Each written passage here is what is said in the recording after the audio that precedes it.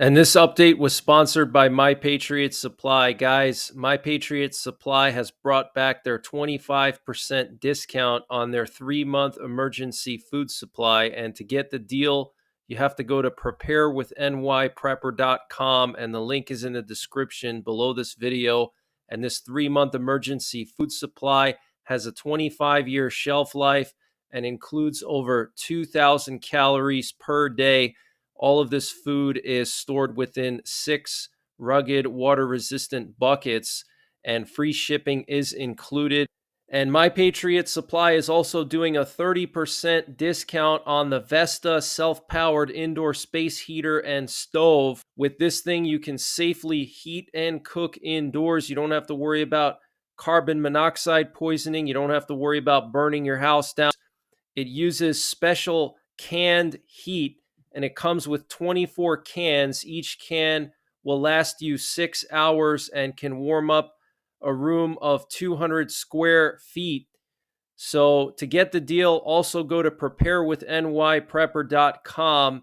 And also, My Patriot Supply has a general store where they sell all kinds of prepping and survival items. To get to that store, you just click on the My Patriot Supply logo at the top of the page, and it'll take you to their general store. And they have all different kinds of discounts here on various items. They have MREs, they have water filters, they have potassium iodides, fire starters, anything you can imagine. So use the link preparewithnyprepper.com to get 25% off of the My Patriot Supply 3-month emergency food supply and 30% off of the Vesta indoor space heater and stove.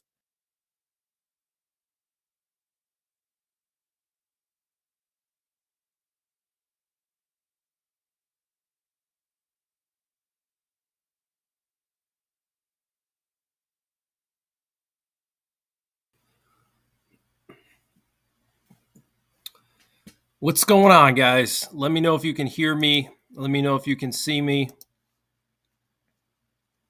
How are you guys doing tonight?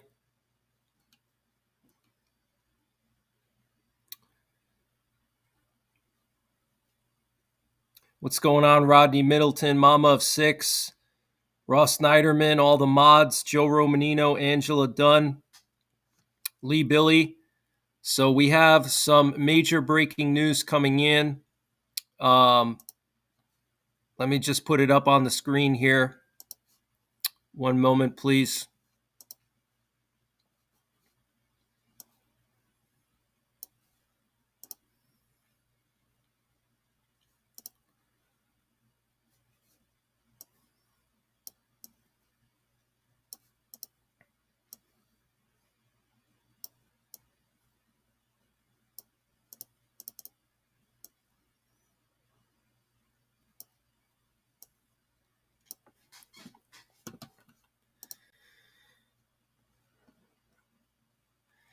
All right, guys. So we have this very concerning headline coming from the Financial Times.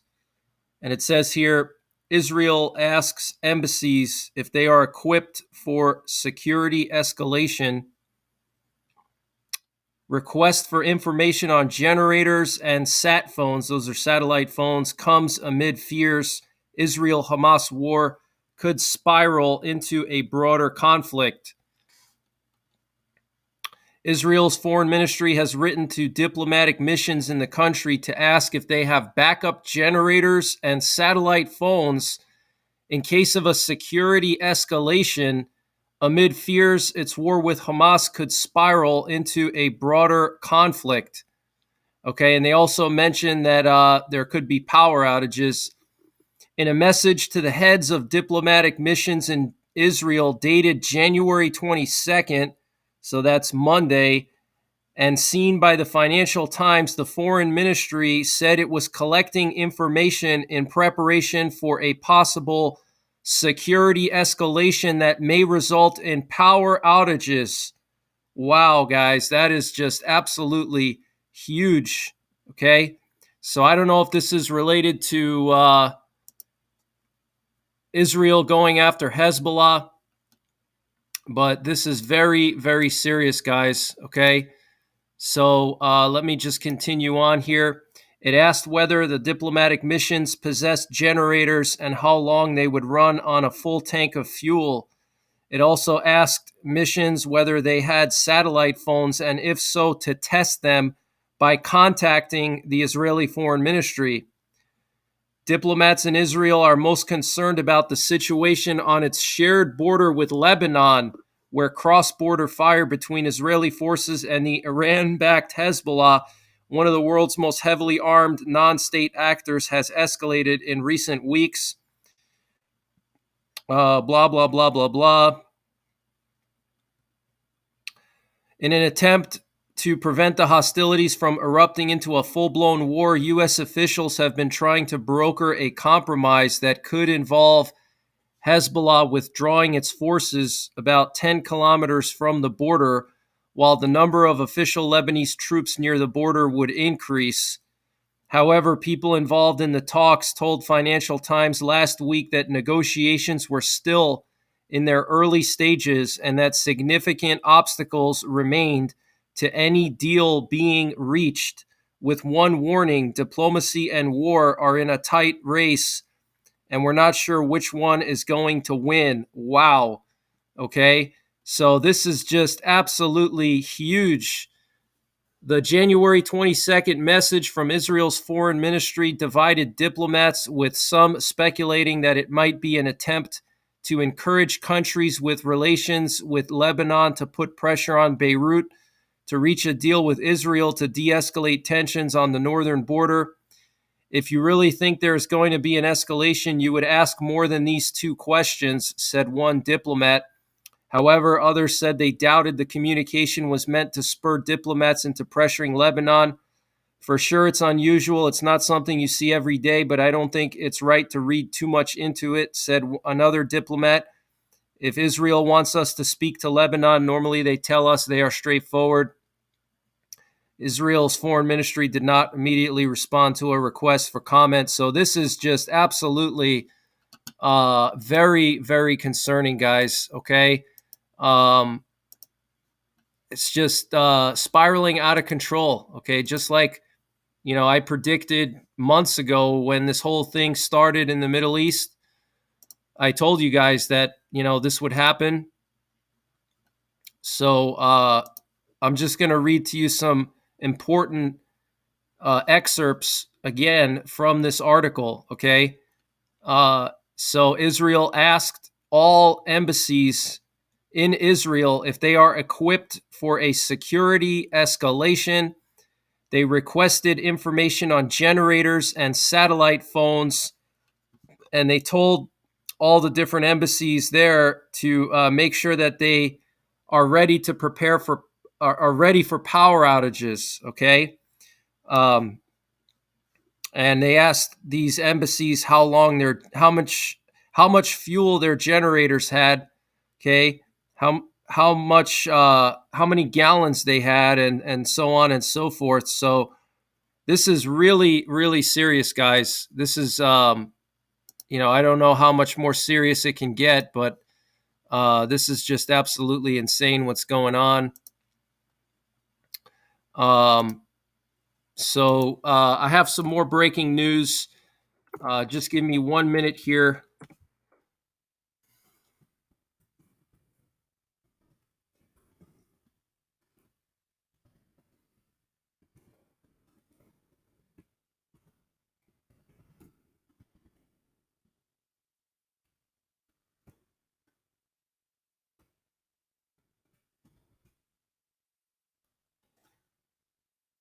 And share this out on your social media, guys. Help me out.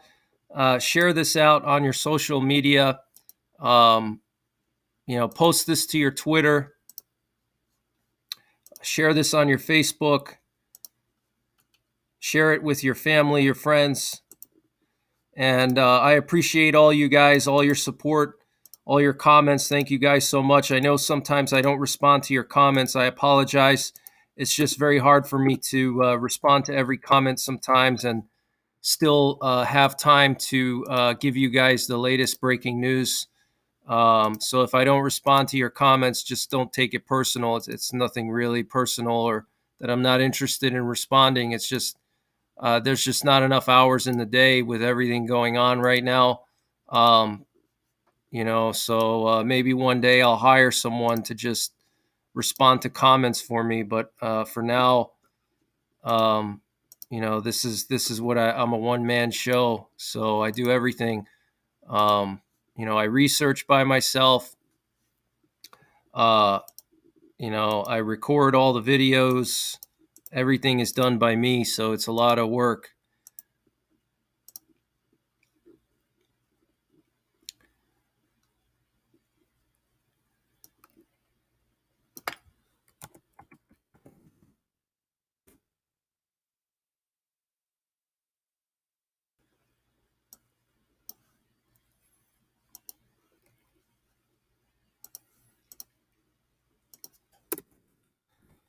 What I'm going to do is I'm going to check the comments after I go through all the breaking news. So if I don't respond to some of your super chats or I don't respond to a comment, just be patient. After I go through all the news, I'll respond to all your comments. James R. Van, thank you for the donation. I appreciate it. Hope you're having a good Thursday. Mike Subchinsky, good to see you again. Thank you for the donation. Charlie Rogers, thank you for gifting 20 memberships. God bless and happy Thursday. Mike Subchinsky, thank you for gifting 5 memberships. You're so kind. Really appreciate it. Paleo Greenbird, thank you so much for the donation. Appreciate your support and hope you're having a good Thursday evening. It's Thirsty Thursday is what we used to call it when I used to work in the nightclub industry and I was a bouncer. This would be Thirsty Thursday. I'd be standing on a stage right now or in some crowded bar dealing with drunks fighting each other. Definitely don't miss those days. So let me just go through some of the major headlines here. Let's see, where should we start? So this is in no particular order. This is just the headlines from today, last 24 hours. Okay, no particular order. We have one of the generals in Britain, General Sir Patrick Sanders. I believe he's the general of the British Army, saying that there's a 1939 feel right now. Okay, so he's referring to a pre-World War II feel. And he said, if we go to war with Russia, we could find that our youth may have to be conscripted. Okay, and he said a bunch of other stuff the other day. I'll go through that after I go through the main headlines for today. I'll do kind of a recap of all the main headlines for this week. U.S. officials have warned that North Korean leader Kim Jong-un could take some form of lethal military action against South Korea in the coming months. North Korea's leader Kim Jong-un could take some form of lethal military action against South Korea in the coming months after having shifted to a policy of open hostility, U.S. officials say. The officials have assessed that Mr. Kim's recent harder line is part of a pattern of provocations, but that his declarations have been more aggressive than previous statements and should be taken seriously. Okay, so these are U.S. officials, guys, all you fact checkers out there, all you guys that, really have to make sure everything is an official source and you need the facts, official source. Well, there you have it, okay? U.S. officials warning that North Korean leader Kim Jong-un could take some form of lethal military action against South Korea in the coming months, okay? And they're saying that this should be taken seriously, okay? That his harder stance on different things should be taken seriously. And North Korean media is reporting that a Chinese delegation has arrived in North Korea. Okay, so we have a Chinese delegation arriving in North Korea. That's very concerning. And China accused the U.S. of abusing international law with its military maneuvers in the Western Pacific one day after an American naval destroyer sailed through the politically sensitive Taiwan Strait. Defense Ministry spokesperson Wu Qian said Thursday that U.S. warplane and warship activity on China's doorstep is the root cause of the problems between the two military powers. The United States side should stop abusing international law, cease all dangerous and provocative behavior, and strictly restrain the activities of frontline troops, which is the fundamental way to avoid accidents at sea and in the air, he said at a monthly briefing. Okay, so we sent a warship through the Taiwan Strait today, guys. Okay, the USS John Finn, I think it was. Okay. So, the situation in China and Taiwan is escalating. The whole Asia region is escalating, North and South Korea, China, Taiwan, and then we have the Middle East, and then we also have Europe. And Europe, in my opinion, Europe could be what causes World War III and nuclear war. Okay, I've always said for a very long time that World War III is going to start in Europe. And I still believe that, even with everything going on in the Middle East and in Asia, I still think Europe is going to be the area where nuclear war starts, okay? Because the two major nuclear powers, the United States and Russia, are basically fighting for control of Eastern Europe, okay? Yes, China has nuclear weapons, but they don't have enough nuclear weapons where they could threaten the U.S., at least not yet. In the next 10 years, they probably will have a lot more nuclear weapons. But assuming we get a decent president back in office who's going to rearm a lot of our Ohio-class subs and our Minuteman missiles and our bombers, then we should be in good shape. But if we have, somebody like Biden another 4 years or even beyond, that's going to be disastrous, okay? So, get prepared, guys. I know a lot of you guys think that nuclear war is impossible and that it could never happen. But, the Bible says, a lot of you guys are Christians, the Bible basically says that there's going to be a global war, okay? There's no way around it. And we know that we're in the end times right now. And when nuclear war happens, it's not going to happen when you expect it, when you're ready. Okay, you're not going to just turn on the TV and have hours and hours to prepare to go to the store, get all your supplies. It's not going to happen that way, okay? You're going to be sitting at your job or, whatever. You're flipping through your phone on Instagram or for some of you, Tinder. And, you're going through Tinder and all of a sudden you get this emergency alert on your phone that there's ballistic missiles heading for a city near you. What are you going to do? Okay. Do you know what to do in that situation? Do you have a basic survival kit? Do you know what to do in that situation? What are you going to do? You have to ask yourself that question. What am I going to do if I suddenly get this alert on my phone? Either I'm at home or I'm at work or I'm at the store or wherever. You suddenly get this alert, ballistic missiles inbound. You have 30 minutes to take shelter. Okay. Do you have shelters near you? Do you know how to protect yourself from radiation? Do you know how long you have to be sheltered in place? Do you know what constitutes a suitable shelter in that situation? You need to think about these things, okay? This is a prepping channel, okay? I'm a prepper. I do cover the news, but I am a prepper. And I know some of you guys think, oh, nuclear war, it's no point in preparing for it. I'm not saying that you have to invest $100,000 in a bunker, a custom-made bunker. If you have the money, if you're rich, go for it, okay? But for most people, all you really need is a basement and some sandbags, okay? And that'll get you pretty far. And if you don't have a basement, then you should find some other kind of structure in your area that has a basement or other structures. You don't necessarily need a basement, but even just a thick reinforced concrete building can shelter radiation, okay, can protect you from radiation. An apartment building, an office building, assuming that you're not within the blast radius, okay, because if you're within the blast radius, the blast wave is going to knock that building down potentially. But if you're, let's say, 30, 40, 50 miles away from the detonation point, then I think there's a skunk outside. I can smell. It looks like a skunk farted outside, and it's getting in my basement. He probably heard me talking here. It's pretty funny. This is the first time I've had that happen here. But I guess the skunk didn't like the discussion on nuclear war.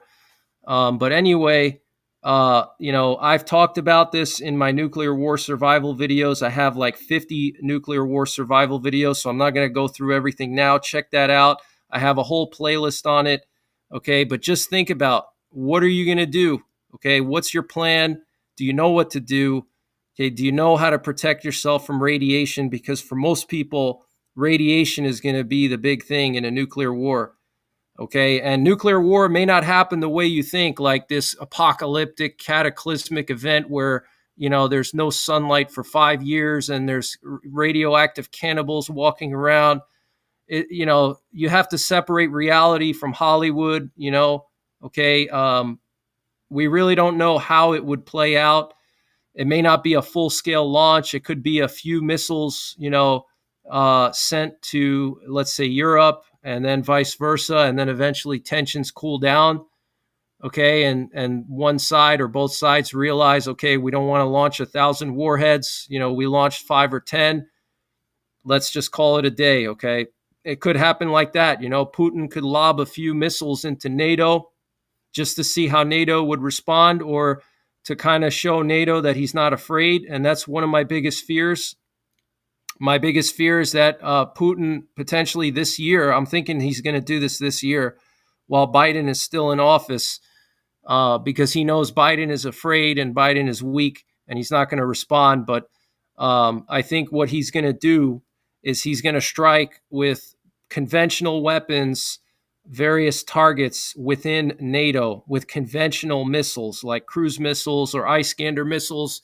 I think he's going to try to strike a few locations, not a lot, but maybe 5 locations, or 10 at the most, maybe 2 or 3, just to send NATO a message. Listen, we don't like that you're providing Ukraine with all these weapons. They're using these weapons against our territory. So we warned you about this, and now we're going to launch missiles and we had to launch missiles at these facilities that are producing these weapons or whatever, okay, or the sites where the weapons are being transferred through or something. That's my biggest fear. Also, my biggest fear is also Russia even just full on invading the Baltic countries. Estonia, Latvia, and Lithuania just signed an agreement to build a massive defense line along their border with Russia, okay? This is not something we've seen since World War II, guys, okay?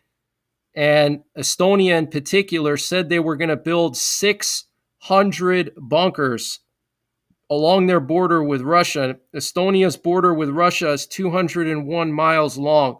So if you do some simple math, that's one bunker every third of a mile, okay? That's one bunker every 500 meters. That is just absolutely insane, okay? So get prepared.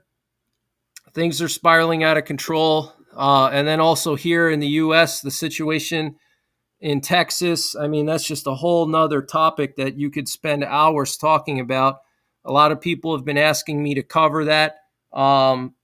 It's a very serious situation, and I'm very concerned about it. There's just not a whole lot to cover. I mean, okay, Biden is going to continue to try to impose his way on Texas, and Texas is resisting. That's pretty much where we're at. Okay, Texas is being defiant. I stand with Texas. I support what the governor's doing, Abbott. Okay, I support him. I think it's ridiculous for the federal government to just turn their back on all these illegal immigrants that are coming through the border.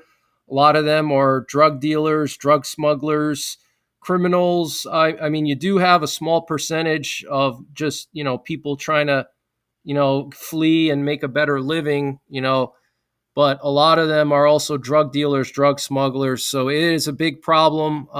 Yeah, it's a constitutional crisis. And the Constitution is being challenged all everywhere now. It's not just in Texas, but it's all across the country, guys. There's, these progressive Democrats. They want to fundamentally transform the United States. Okay, Obama said in 2008, we're going to fundamentally transform the United States. And Obama also said that the Constitution is an old document that is made to constantly change. Okay. So basically, he was saying that the Constitution is not even valid anymore. It's some old historic document that means nothing. Okay. And that's what a lot of Democrats think. That's what a lot of progressives think. They think that the Constitution just doesn't mean anything. It's, something that you read about in grade school. And yeah, it's interesting. It's cool, but it's not reality. That's what they think. The Constitution is the law, is the supreme law of the land, guys. Okay. And don't ever let anybody tell you different. The Constitution is the most important legal document in this country. Okay. So let me continue with the news here. I got off on a tangent. So let's see. We talked about North Korea and China. Apparently, a delegation from the Houthis is going to be arriving in Moscow tomorrow. That is very interesting. And the Minister of Foreign Affairs of Finland said the era of self-defense has ended for Israel. I say that very clearly. Enough is enough. Okay, so the Foreign Affairs Minister of Finland basically saying that Israel is no longer defending itself, that it's committing a genocide or something.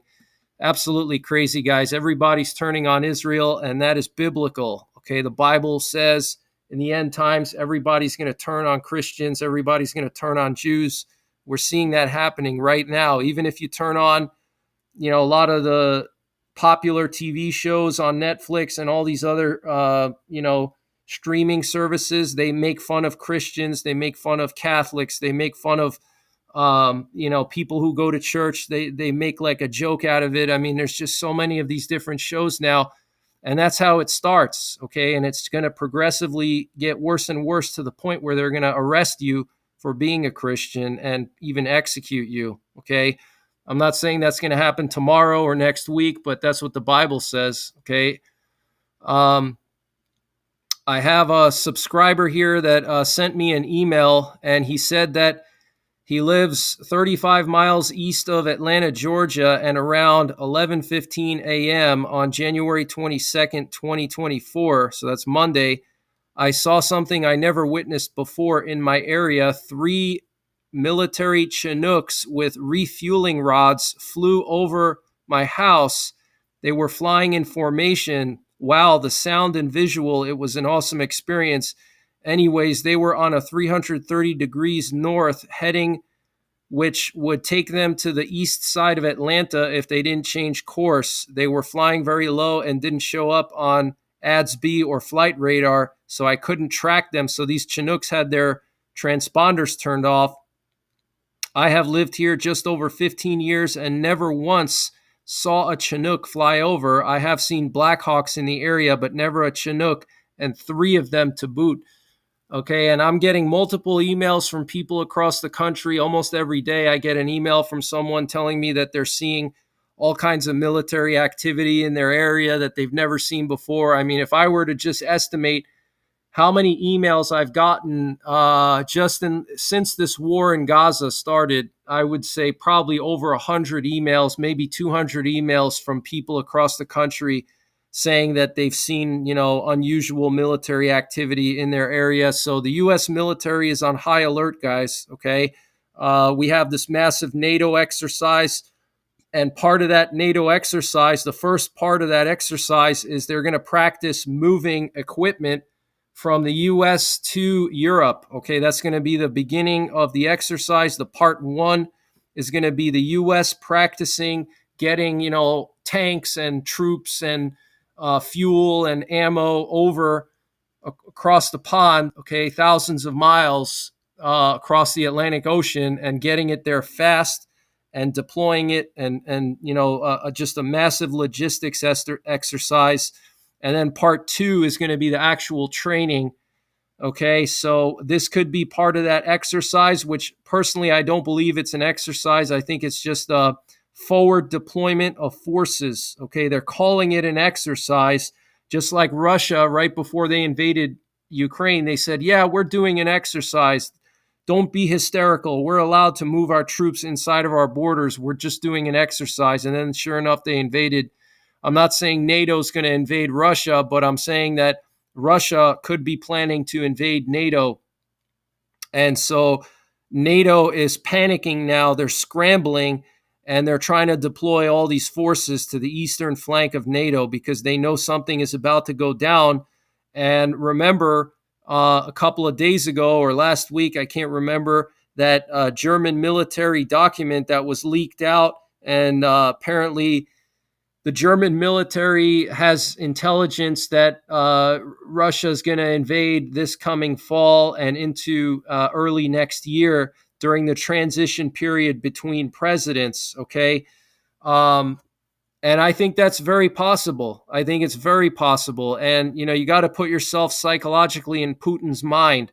Okay. Putin, he's not getting any younger. He's, I think, 71 or 72. He's going to be 72, I think, this year. And he senses an opportunity here because Biden has demonstrated extreme weakness and fear. And he knows now is his opportunity, and he may try to, let's say, make a land bridge to Kaliningrad while he has the chance. Okay. So, very serious situation. I'll talk more about Europe in a little while. And apparently Iranian proxies hit the U.S. airbase in Erbil today. They're claiming responsibility, the Islamic resistance in Iraq.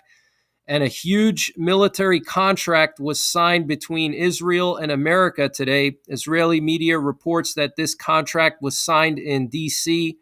Defense sources told the Times of Israel later Thursday that Israel plans to procure a new squadron of 25 F-35 stealth fighter jets, a squadron of 25 F-15IA fighter jets, the Israeli variant of the advanced F-15EX, and a squadron of 12 Apache helicopters.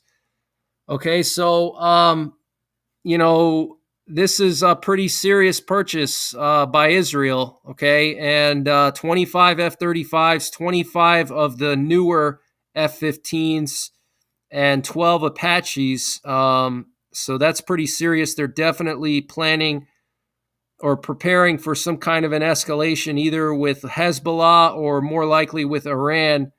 Remember, the F-35s can be turned into a stealth bomber. Okay, they can carry various types of nuclear weapons.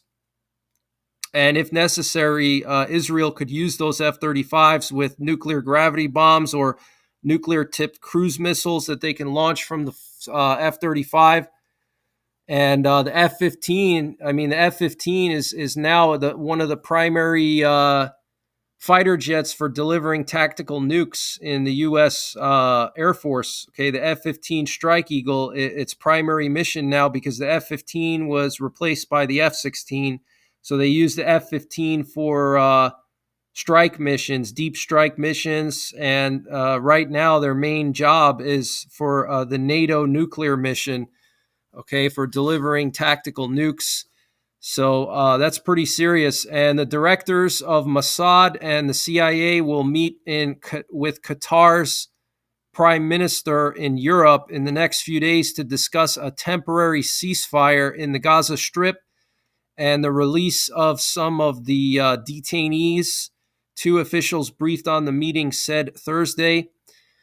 Ukraine is working to organize an official visit of Hungarian Prime Minister Viktor Orban, the first in 14 years. Deputy Prime Minister for European and Euro-Atlantic Integration Olha Stefanishyna confirmed to Reuters on January the 25th. Okay, this is pretty interesting, guys. The first time that Viktor Orban has visited Ukraine in 14 years. Okay, this is pretty interesting. Remember, Zelensky spoke with Orban in person in Argentina. They went to congratulate the new president on winning the election, and they were both there and they had words. So maybe that's what they were talking about, is some kind of a visit. So let me just see what you guys are saying here in the chat.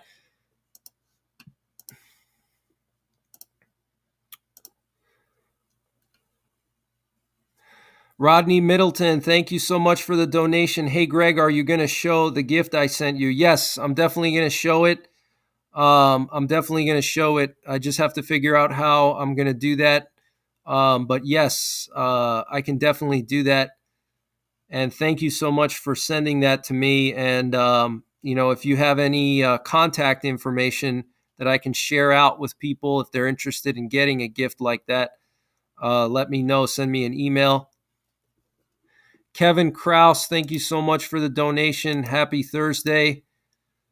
Kenneth Jackson, can you dig a shelter in your yard? Yes, you can. You can, if you don't have a fallout shelter, you could literally dig a trench, and then you cover that trench with logs and a pile of dirt and stay in there for 2 weeks. It's not, the most comfortable thing, but you would survive. Realistically, I don't think that would be possible unless you had like a backhoe, because by the time the fallout is going to start to land, it's going to be a couple of hours. And if I don't know anybody that can dig a trench in just a few hours, I mean, it's going to have to be pretty deep. And then you're going to have to cover it with logs and then pile dirt on top. Okay, you're going to need at least a few feet of dirt on top of those logs. Okay, so I don't know anybody that's going to have that kind of time.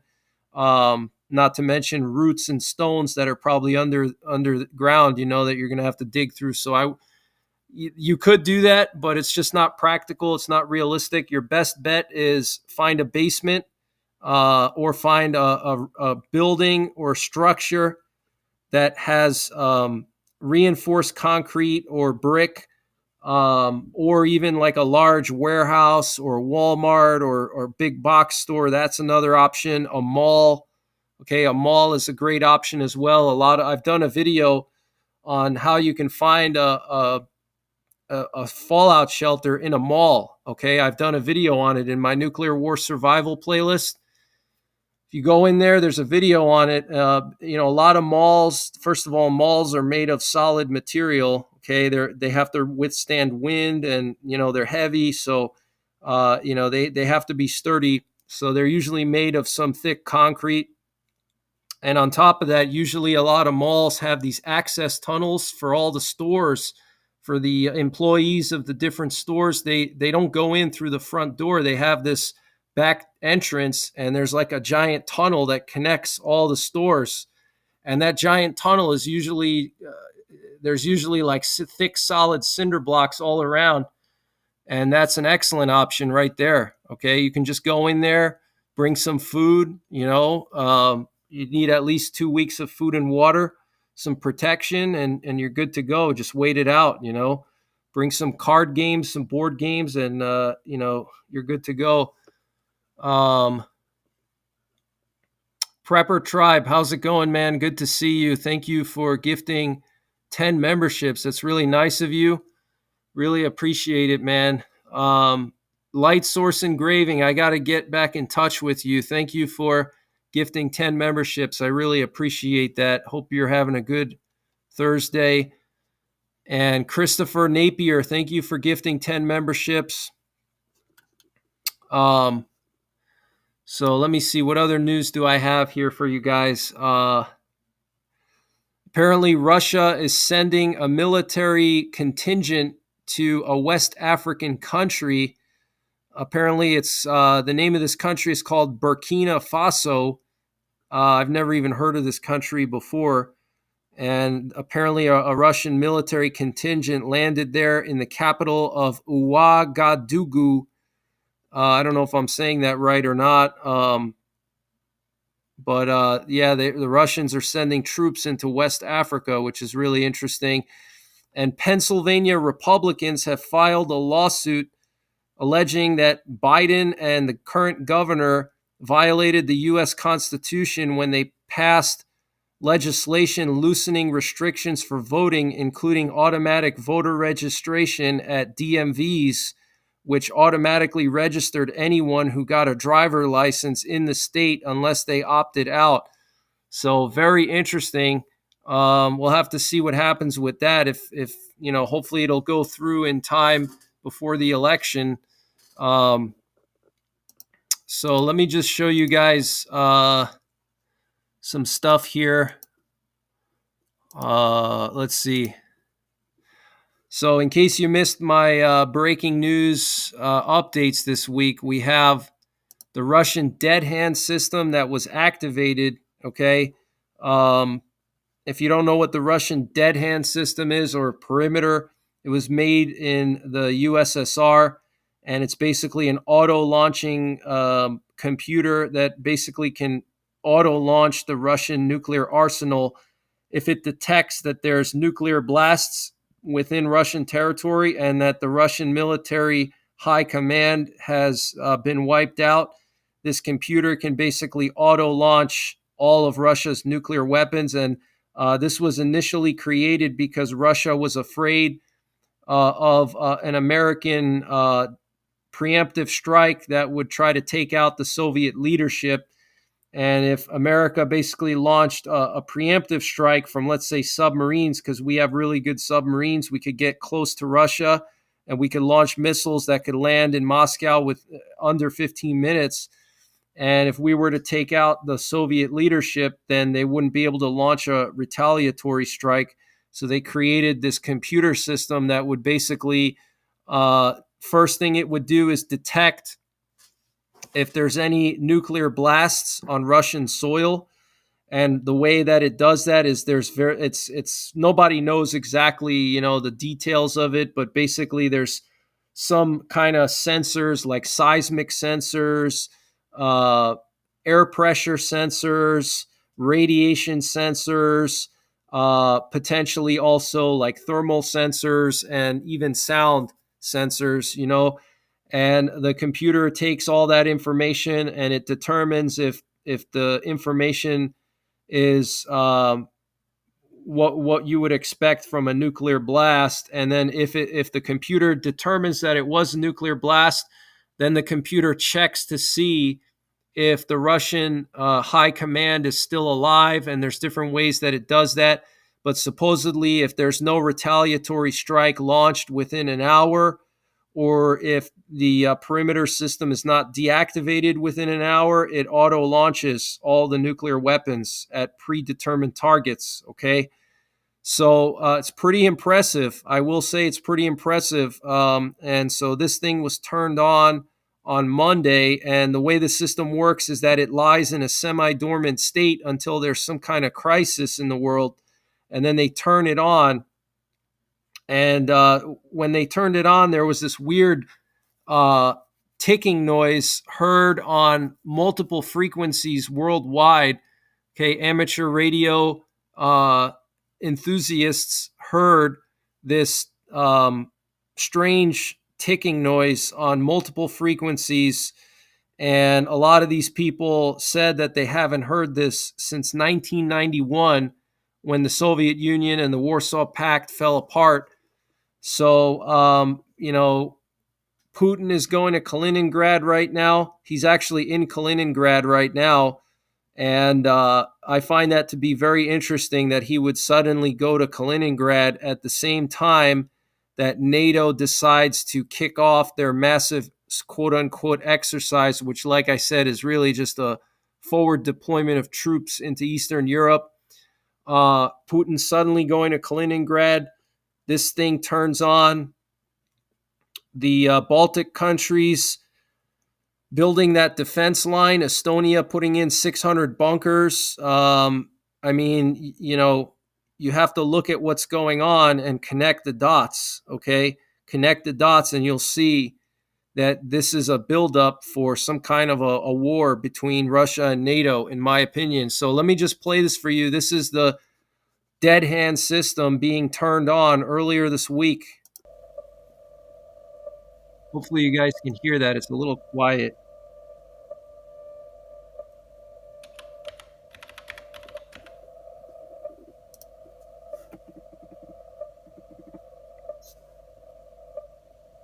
A little bit quiet. You may have to turn your volume up.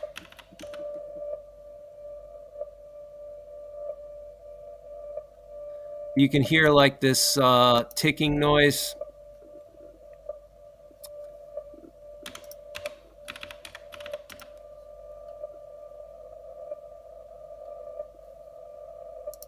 This was actually filmed yesterday.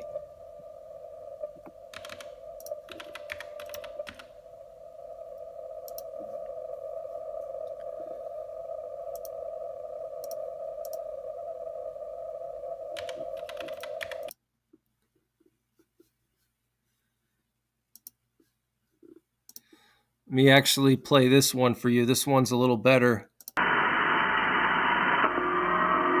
is mainsail with test broadcast number 6 for the Prick 160 field. Oh, I'm sorry. That's an emergency action message. What am I doing?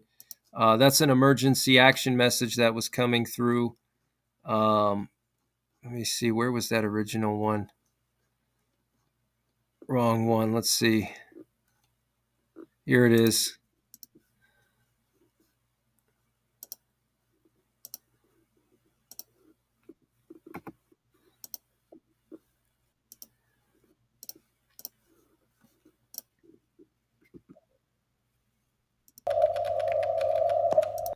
Okay, this is when it was first armed on Monday. So this is basically like, you arming your car alarm or your house alarm. You get like that little, LED light that blinks. That's basically what this is.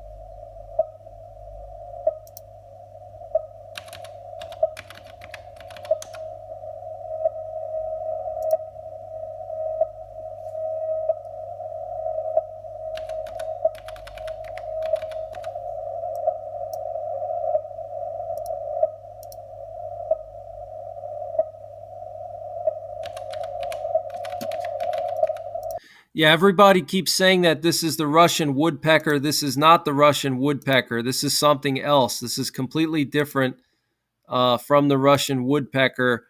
The Russian woodpecker was from the over the horizon radar that used to be located in Chernobyl, and the Russian woodpecker sounded completely different.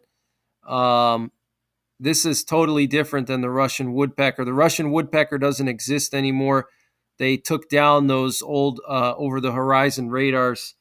So, yeah, that sound is really creepy. I'm sorry about your headache, Kinkoi. If you guys can keep one of my moderators in your prayers, Smoking Swamp Outdoors, he just had a kidney stone, a big kidney stone, and he had surgery. So keep him in your prayers so he recovers from that surgery quickly without any major complications. Mud and Munitions, how's it going? Hope you're doing well. Yeah, it's super weird.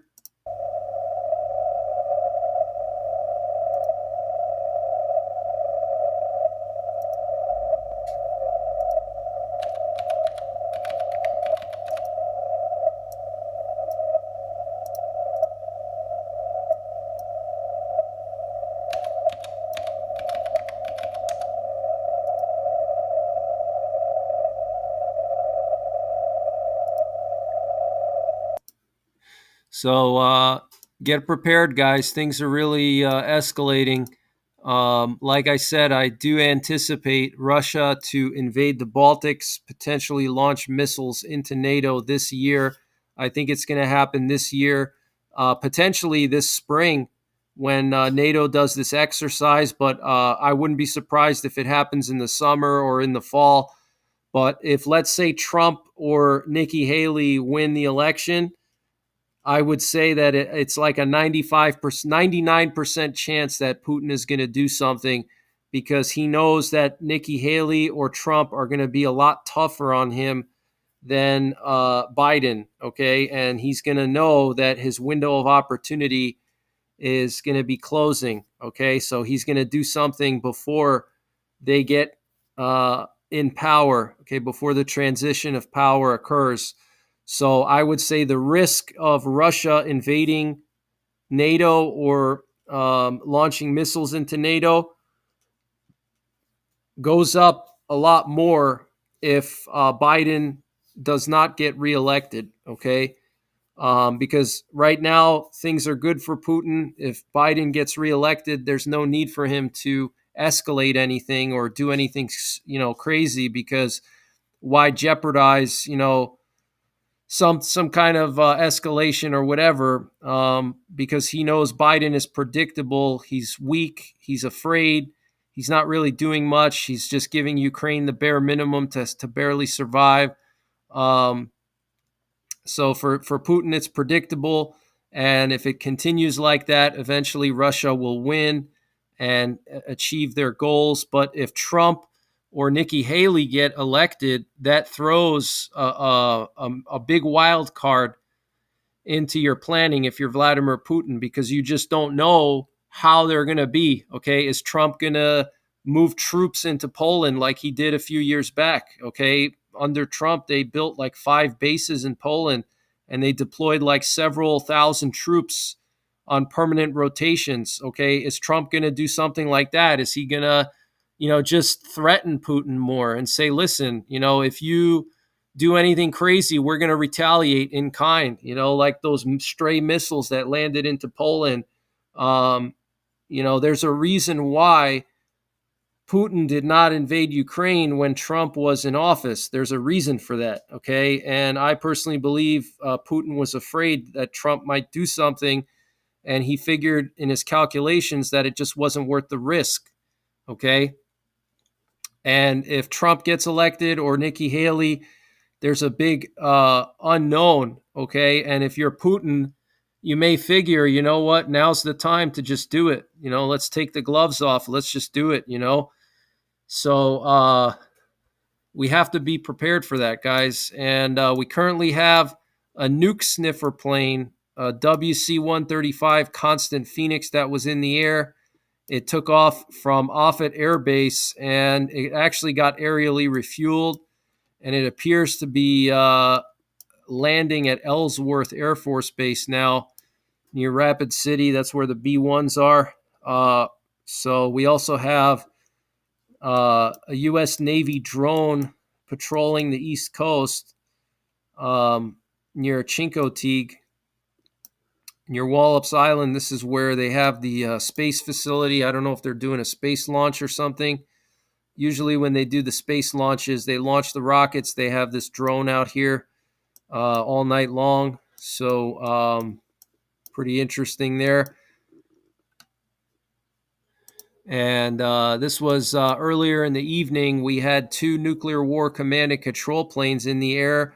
One of them was out in the Gulf for most of the day.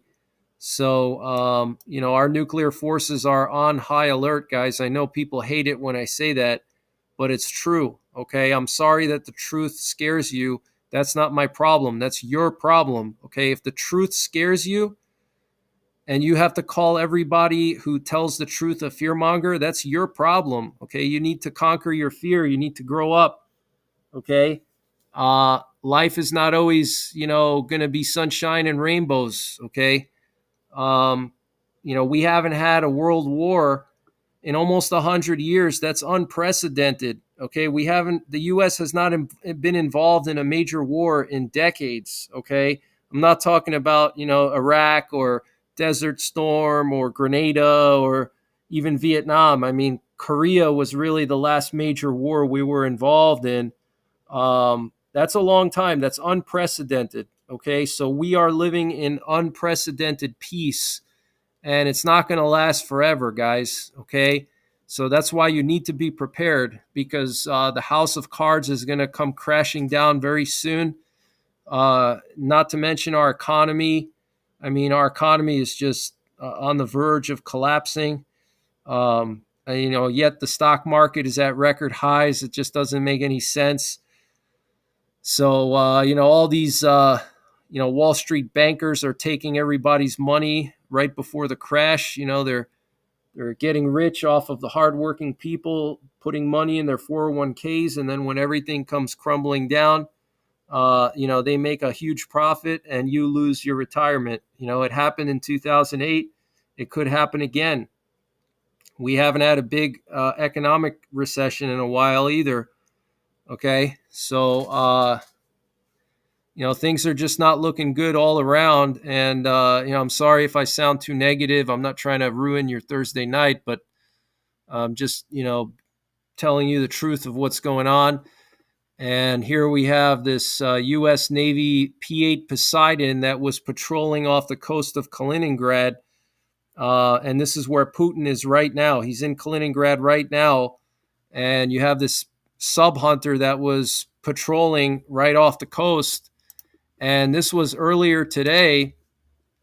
There were multiple NATO reconnaissance planes around Kaliningrad this afternoon when Putin was flying into Kaliningrad. He had like 3 Doomsday planes accompany him. I'll show you guys the flight paths in a minute here, but look at this, guys. We had a Swedish reconnaissance plane flying along the Kaliningrad-Polish border here. Okay, these pink lines right here, that's the Swedish reconnaissance plane. Here's a French reconnaissance plane. And then up here we had another Swedish reconnaissance plane and then a aerial refueler. Okay, so they were definitely keeping an eye on Putin while he was visiting, while he was flying into Kaliningrad. Very interesting. Here's another shot of the Swedish recon plane and the French recon plane. I actually haven't seen a French recon plane since the war in Ukraine started at all. This is probably the first time I've personally seen a French recon plane flying in the Baltics. Okay, you can see it. Look where it flew. Okay, went right along the border with Kaliningrad, right by the Suwalki Gap, which is basically the modern day Fulda Gap. This is the area where World War III could start, right here. This little piece of land between Russia and Belarus, okay? And this French recon plane flew along the border with Russia and Belarus right here. Very, very interesting. And then there was also this RC-135 rivet joint that flew all the way up to the Finnish Arctic. Okay, it flew along Poland's border with Kaliningrad, and then it went all the way up to northern Finland here, along the entire Russian border. Okay, so something's going on over here in this area, guys. We also had a sub-hunter plane operated by the U.S. Navy patrolling some of the islands off the coast of South Korea. Okay, it was flying over here on the western side of South Korea, where they have a lot of those islands. Some of them are actually disputed. North Korea claims that they're actually their islands, okay, but this was earlier today. So just absolutely crazy, guys. Lots of stuff going on.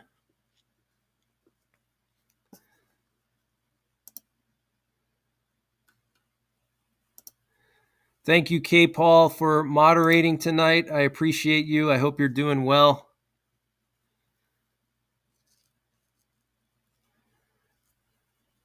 Ross Snyderman, good to see you. Absolutely insane times. Blue Angel says, I appreciate your honesty. No problem, Blue Angel.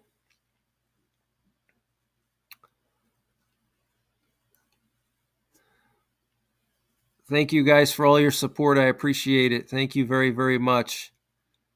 Appreciate you guys.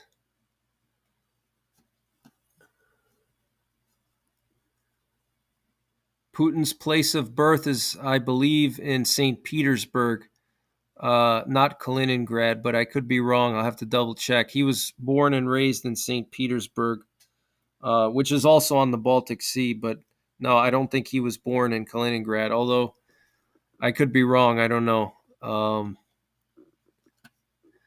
So let's see. What other stuff do I have for you?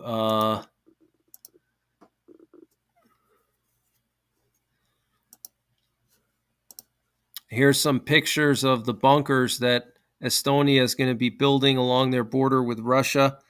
Every 500 meters, they're going to be putting one of these bunkers in. You can see it's a concrete bunker, and then it looks to be facing some kind of trench, and then they're going to backfill the top with some earth. So that's a pretty serious bunker, guys. Okay.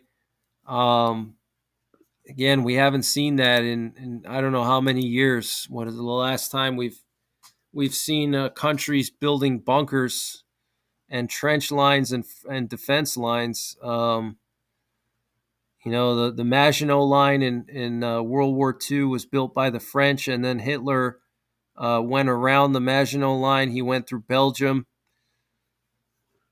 What's going on, Earth Angel Anna? Good to see you. Cats 1964. Thank you for moderating. Aldo Schmedak.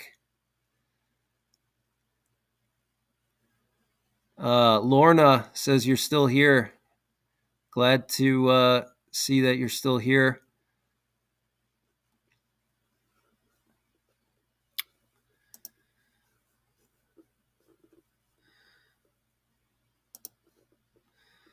So let's see, what else do I have for you guys here? I want to just update you guys on the situation with those Green Berets.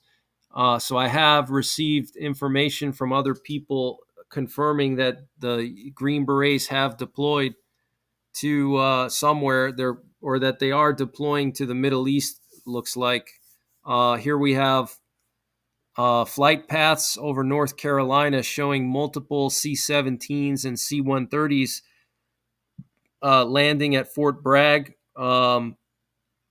So apparently the Green Berets are deploying to the Middle East now.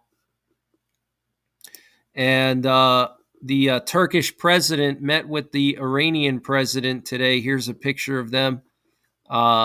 Obviously, they talked about the situation in Gaza. Want to just share a sponsor for tonight's broadcast, ProCamp Tech. Check out procamptech.com, or actually it's procamptechusa.com. And they have a special discount code that they set up for you guys. If you just type in NYPrepper, when you check out, you'll get 20% off. And they sell fire starters, fire tinders. I have some videos I have to upload. I reviewed a bunch of their fire starters, but they have, like here they have ferro rods. They have some Exotac stuff here, but they also have tinders. Their tinders are really cool. For some reason, they don't have the stuff that they gave me. What's going on here? Let's see. Yeah, I don't know. They don't have the tinders here. They have the survival candle. I don't know. But check them out, procamptechusa.com. Use the promo code NYPrepper to get 20% off. Everybody needs fire starters and fire tinder in their bug out bag, in their hiking pack, their hunting pack. You should always have a fire steel and some good tinder. I carry that with me anytime I go into the woods, whether I'm hiking, off-roading, hunting, going on a Bigfoot expedition. I always carry some kind of fire starter. I usually carry a fire steel and some tinder. Okay, some all-weather tinder. So check them out, procamptechusa.com.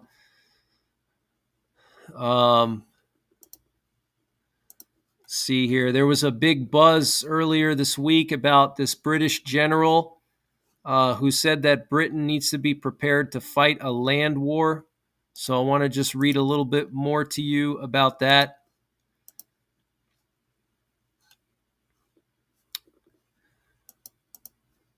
Britain should be prepared to fight a land war, said British Army Chief.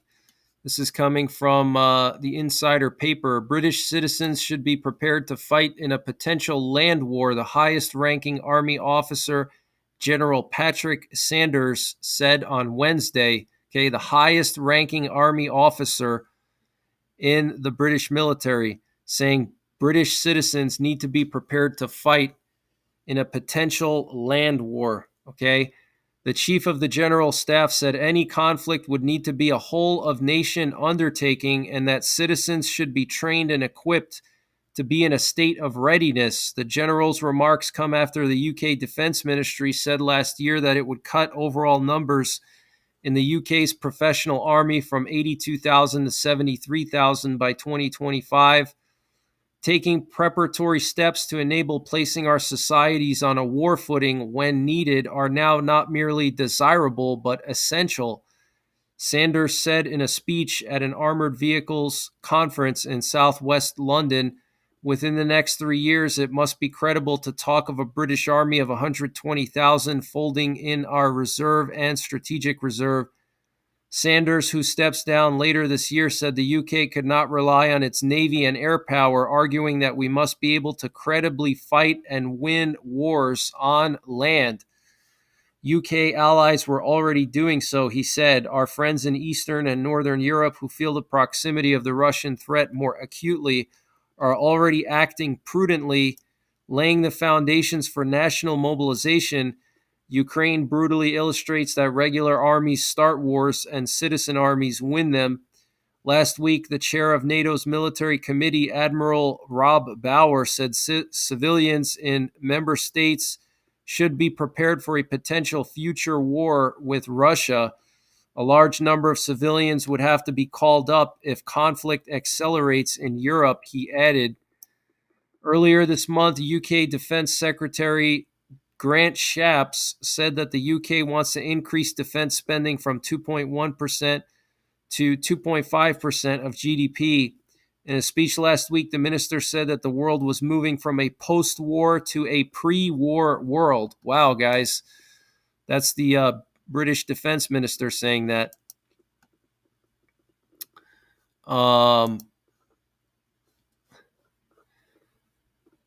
The UK, he said, must ensure its entire defense ecosystem is ready to defend its homeland. Richard Denott, who was chief of the general staff from 2006 to 2009, compared the current situation to the 1930s when the woeful state of the UK's armed forces failed to deter Nazi aggression. This is a serious danger of history repeating itself, he wrote in the Times newspaper last week, calling for UK defense spending to reach 3% of GDP.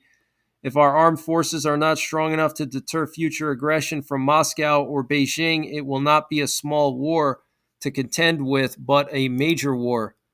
Okay, so very, very serious, guys. Okay, very serious.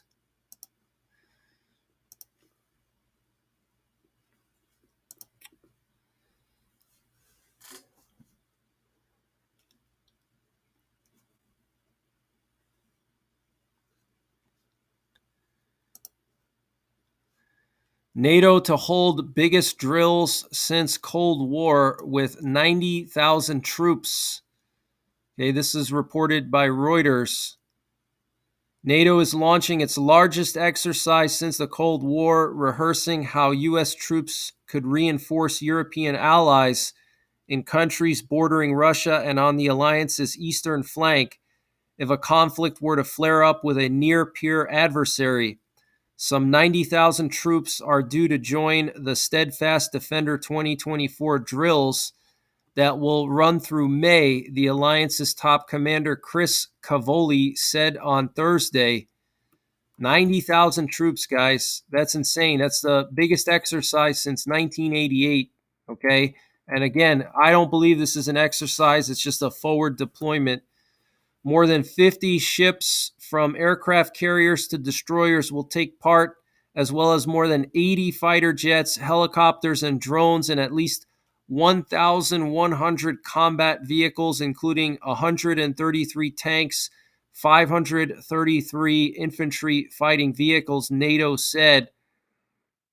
Cavoli said the drills would rehearse NATO's execution of its regional plans, the first defense plans the alliance has drawn up in decades, detailing how it would respond to a Russian attack. NATO did not mention Russia by name in its announcement, but its top strategic document identifies Russia as the most significant and direct threat to NATO member security. Steadfast Defender 2024 will demonstrate NATO's ability to rapidly deploy forces from North America and other parts of the alliance to reinforce the defense of Europe, NATO said. The reinforcement will occur during a simulated emerging conflict scenario with a near-peer adversary, Cavoli told reporters in Brussels after a 2-day meeting of national chiefs of defense. The last exercise of a similar size was Reforger during the Cold War in 1988 with 125,000 participants, and Trident Juncture in 2018 with 50,000 participants, according to NATO. The troops taking part in the exercise, which will involve simulations of getting personnel to Europe as well as exercises on the ground, will come from NATO countries and Sweden, which hopes to join the alliance soon. So this is just crazy, guys.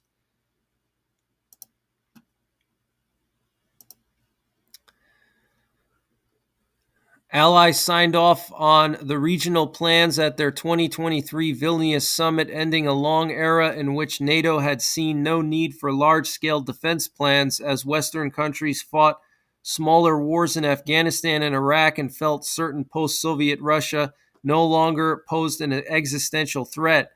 During the second part of the Steadfast Defender exercise, a special focus will be on the deployment of NATO's Quick Reaction Force to Poland on the alliance's eastern flank. Wow, guys. Okay, this is one part that I actually missed. This is new to me. Okay, there's going to be a special focus on a quick reaction force going to Poland.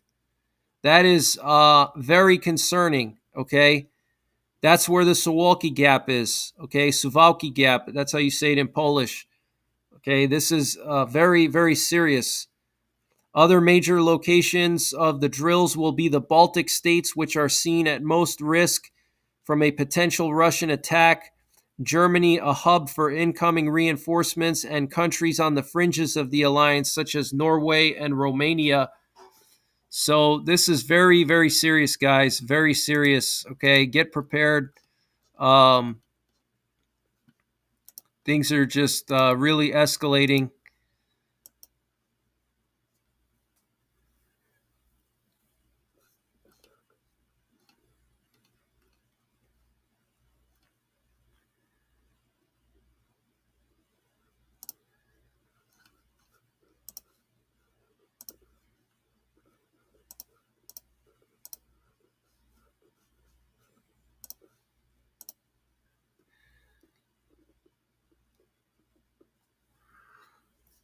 So let's continue on with some more stuff here. Estonia, Latvia, and Lithuania to build Baltic defense line on Russian and Belarusian borders. During the meeting of defense ministers of the Baltic states in Riga on January 19th, Latvia, Lithuania, and Estonia signed an agreement to establish a joint Baltic defense line to strengthen the eastern borders of their countries, the European Union, and NATO. The ministers signed an agreement according to which Estonia, Latvia, and Lithuania will construct anti-mobility defense installations on their borders with Russia and Belarus, mentioned in a statement of the Ministry of Defense of Estonia. So very interesting.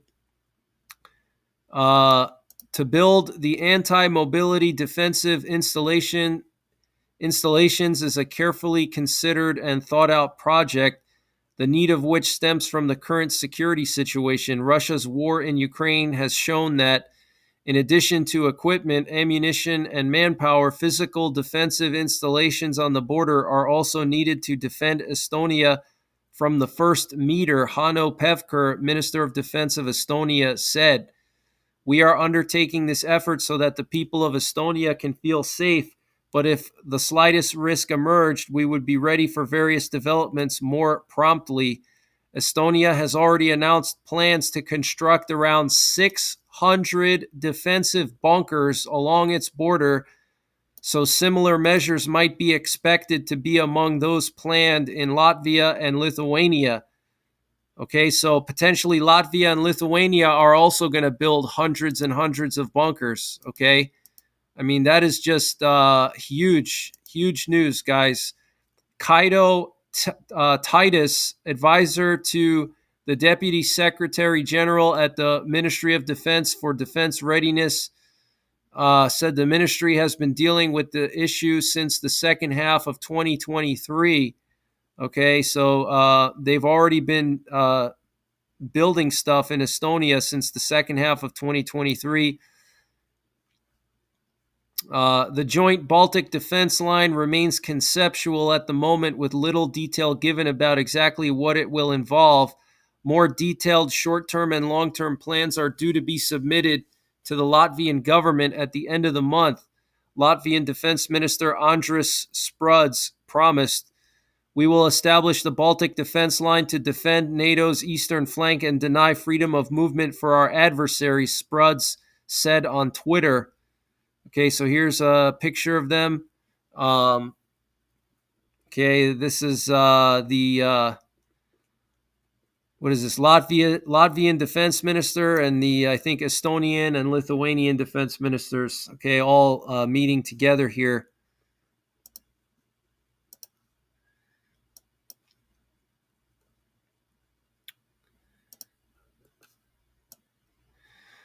The defense ministers also signed a letter of intent for HIMARS multiple launch rocket systems, aiming to create a framework for the joint use of the weapon system in both peace and wartime. Wow, guys. So they want to get HIMARS that they can share. Very, very interesting. And here's actually the official announcement from the Estonian Ministry of Defense. Baltic countries to build defensive installations on their borders, dated January 19th. Today, the defense ministers of Estonia, Latvia, and Lithuania approved the concept of building anti-mobility defensive installations on the borders with Russia and Belarus. The ministers signed an agreement in Riga, according to which Estonia, Latvia, and Lithuania will construct anti-mobility defensive installations in the coming years to deter and, if necessary, defend against military threats.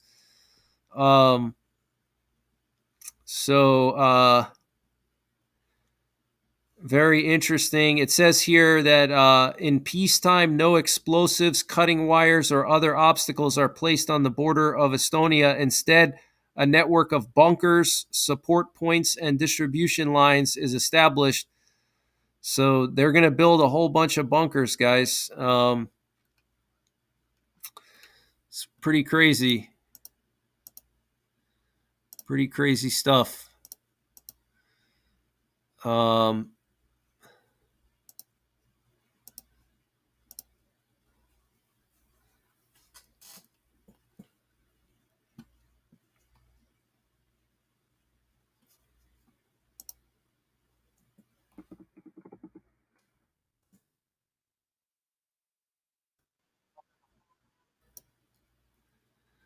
How's my sound? Is my sound good? Somebody said that they can't hear me. If your video is buffering, maybe it's your internet connection.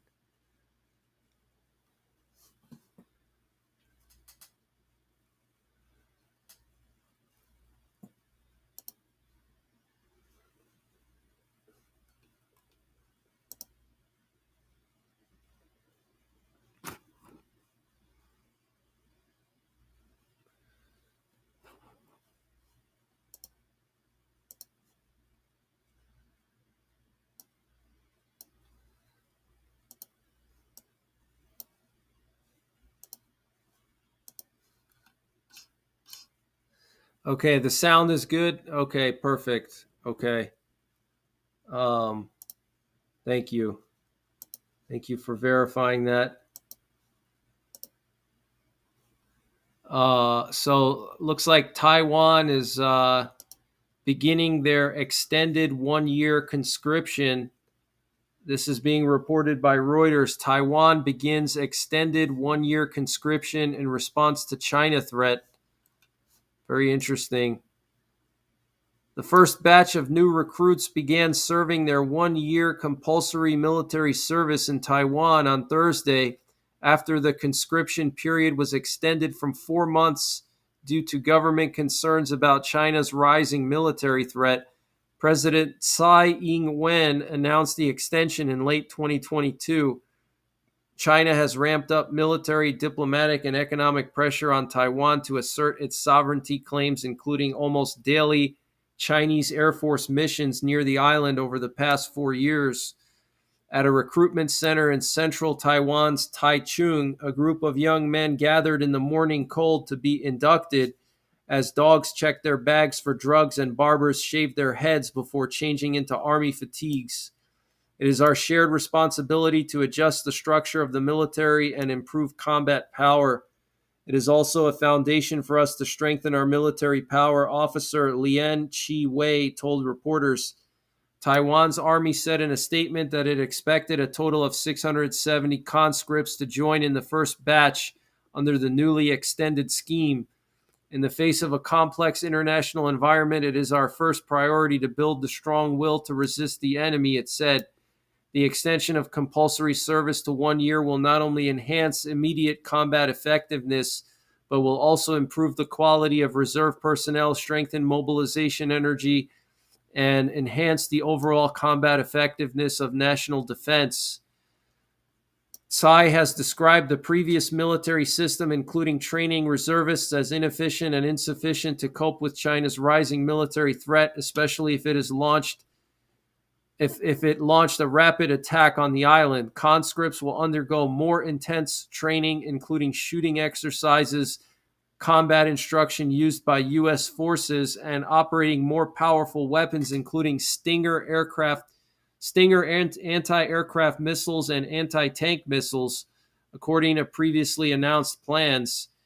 Yin Hassin Shi, 18 years old, said he was a little bit excited to be joining up. For the country, it will provide the needed defense power given that our neighboring country is a great threat to our nation, he said, referring to China. The United States, Taiwan's most important international backer and arms seller, despite the lack of formal diplomatic ties, has welcomed the conscription reform as part of Taiwan's efforts to boost its ability to defend itself. However, the period of service in Taiwan is still shorter than the 18 months mandated in South Korea, which faces a hostile and nuclear-armed North Korea. After Taiwan announced the extension in 2022, China criticized Taiwan for seeking to use the Taiwanese people as cannon fodder. So that is huge, guys. Okay, Taiwan, they've already begun their conscription, mandatory military service of 1 year. Versus 4 months is what they used to have. So Taiwan is gearing up for a worst case scenario.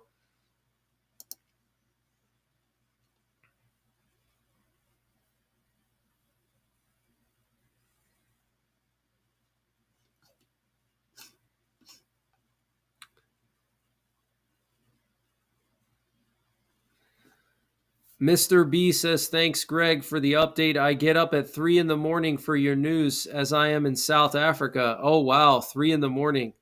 Wow, that's so early, man. I don't know how you do that. That's incredible. I'm not a morning person at all. I'm actually a night person. So even getting up at 9 o'clock is hard for me. I've just always been that way. It's just kind of the way I am. I mean, I've just always had that issue. I'm just not a morning person. But that's awesome, man. Thank you for tuning in. I appreciate that. So I want to just read to you a little bit more about the Doomsday Clock. So the Bulletin of Atomic Scientists kept the doomsday clock at 90 seconds to midnight. I want to just read to you what they wrote here on their page. But they mentioned nuclear war, they mentioned AI, they mentioned biological threats, and then they mentioned climate change. I'm just going to skip over the climate change part. I'm sure you guys are probably not too interested in that either. But they do say some really interesting stuff about the nuclear threat. Wow, this is really deep. I don't know if I'm going to read this whole thing. It might be too long. I don't know. Let's just read it actually, because it's important. So last year, the doomsday clock was at 90 seconds to midnight. They kept it at 90 seconds to midnight for another year. I think it's just so they don't cause panic. They don't want people to panic. But really, we should be at like 30 seconds to midnight, in my opinion, or at least like 75 seconds or 60 seconds to midnight. But keeping it at 90 seconds, to me, is just, they don't want panic. They know people are already kind of freaked out with, Ukraine, and now the situation in the Middle East. There's an election coming up. They don't want Biden to look bad. You got to think about that too. They don't want Biden to be the guy that lowered the doomsday clock to 60 seconds or whatever. You know what I mean? But let's just read a little bit about what they say here. Actually, we'll read all the main categories, and then we'll read in depth about the nuclear risk. So it says here, ominous trends continue to point the world towards global catastrophe. The war in Ukraine and the widespread and growing reliance on nuclear weapons increase the risk of nuclear escalation. China, Russia, and the United States are all spending huge sums to expand or modernize their nuclear arsenals, adding to the ever-present danger of nuclear war through mistake or miscalculation. In 2023, Earth experienced its hottest year on record, and massive floods, wildfires, and other climate-related disasters affected millions of people around the world. Meanwhile, rapid and worrisome developments in the life sciences and other disruptive technologies accelerated, while governments made only feeble efforts to control them. The members of the Science and Security Board have been deeply worried about the deteriorating state of the world. This is why we set the doomsday clock at 2 minutes to midnight in 2019 and at 100 seconds to midnight in 2022. Last year, we expressed our heightened concern by moving the clock to 90 seconds to midnight, the closest to global catastrophe it has ever been, in large part because of Russian threats to use nuclear weapons in the war in Ukraine.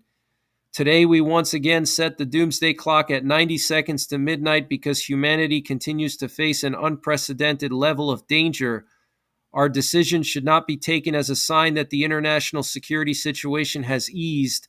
Instead, leaders and citizens around the world should take this statement as a stark warning and respond urgently, as if today were the most dangerous moment in modern history, because it may well be. Wow.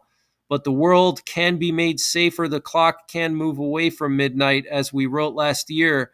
In this time of unprecedented global danger, concerted action is required, and every second counts. That is just as true today. Okay, so they're saying that we're at a time of unprecedented danger. Okay, unprecedented danger, guys.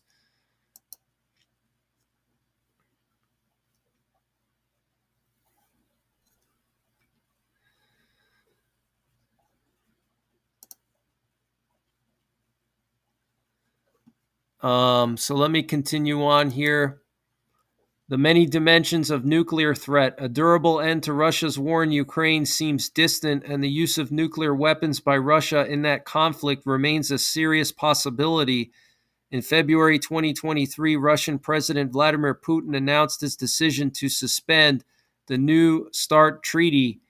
In March, he announced the deployment of tactical nuclear weapons in Belarus. In June, Sergei Karaganov, an advisor to Putin, urged Moscow to consider launching limited nuclear strikes on Western Europe as a way to bring the war in Ukraine to a favorable conclusion.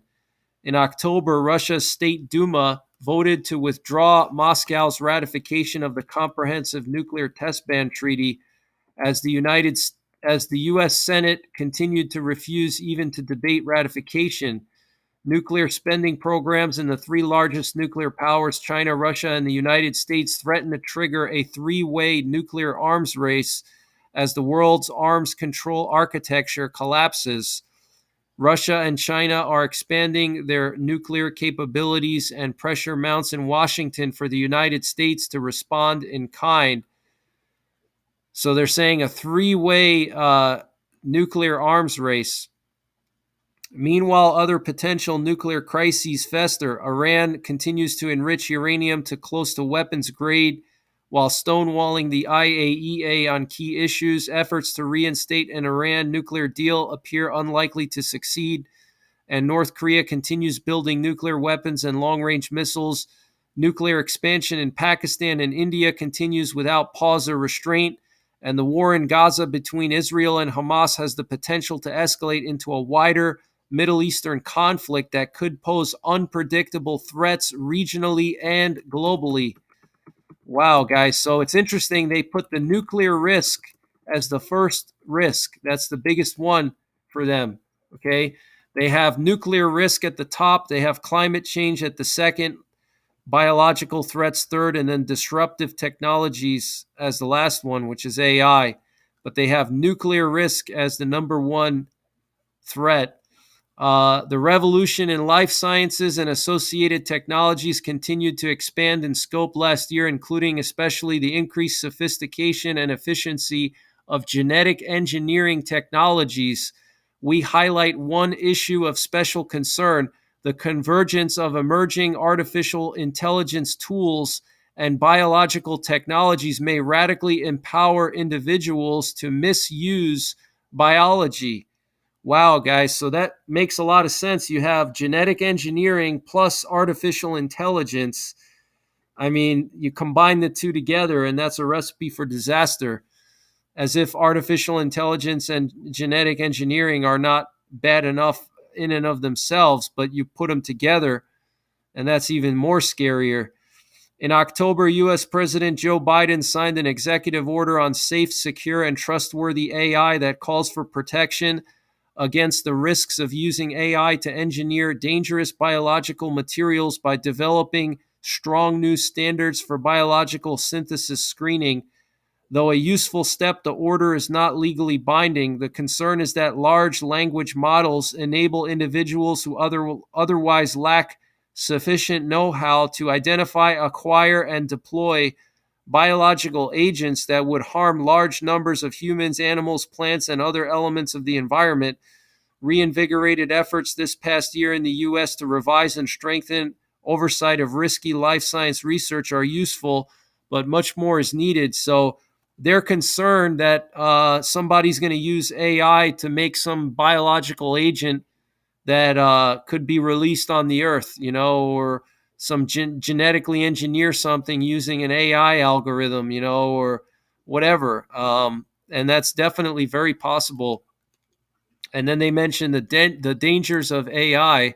That's an interesting thing that a lot of people don't really talk about much in the prepping community.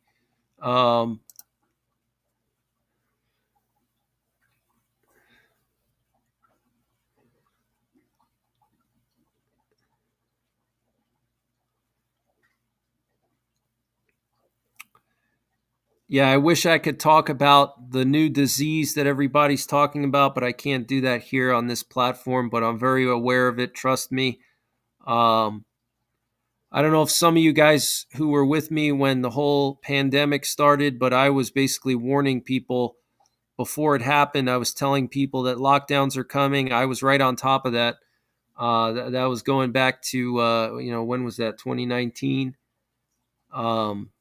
So, um, I had to actually delete all of my videos from the pandemic. I deleted like hundreds of videos because I was covering it, and it's just a very very controversial topic these days. See you later, Lorna. Have a good one. Thanks for tuning in. I appreciate you. The dangers of AI. One of the most significant technological developments in the last year involved the dramatic advance of generative artificial intelligence. The apparent sophistication of chatbots based on large language models such as ChatGPT led some respected experts to express concern about existential risks arising from further rapid advancements in the field, but others argue that claims about existential risk distract from the real and immediate threats that AI poses today. Regardless, AI is a paradigmatic disruptive technology. Recent efforts at global governance of AI should be expanded. AI has great potential to magnify disinformation, blah, blah, blah, blah, blah. Military uses of AI are accelerating. Extensive use of AI is already occurring in intelligence, surveillance, reconnaissance, simulation, and training. Of particular concern are lethal autonomous weapons which identify and destroy targets without human intervention. Decisions to put AI in control of important physical systems, in particular nuclear weapons, could indeed pose a direct existential threat to humanity. Okay, so they're talking about a Terminator scenario, a Skynet situation, and that's what Terminator was about, okay, where they put the AI in charge of the U.S. nuclear arsenal, and then it launched missiles at Russia because it wanted human beings to annihilate themselves so, the machines could take over. I want to just read a little more about the nuclear risk aspect, but let me see. I'm just going to check and make sure I covered everything. And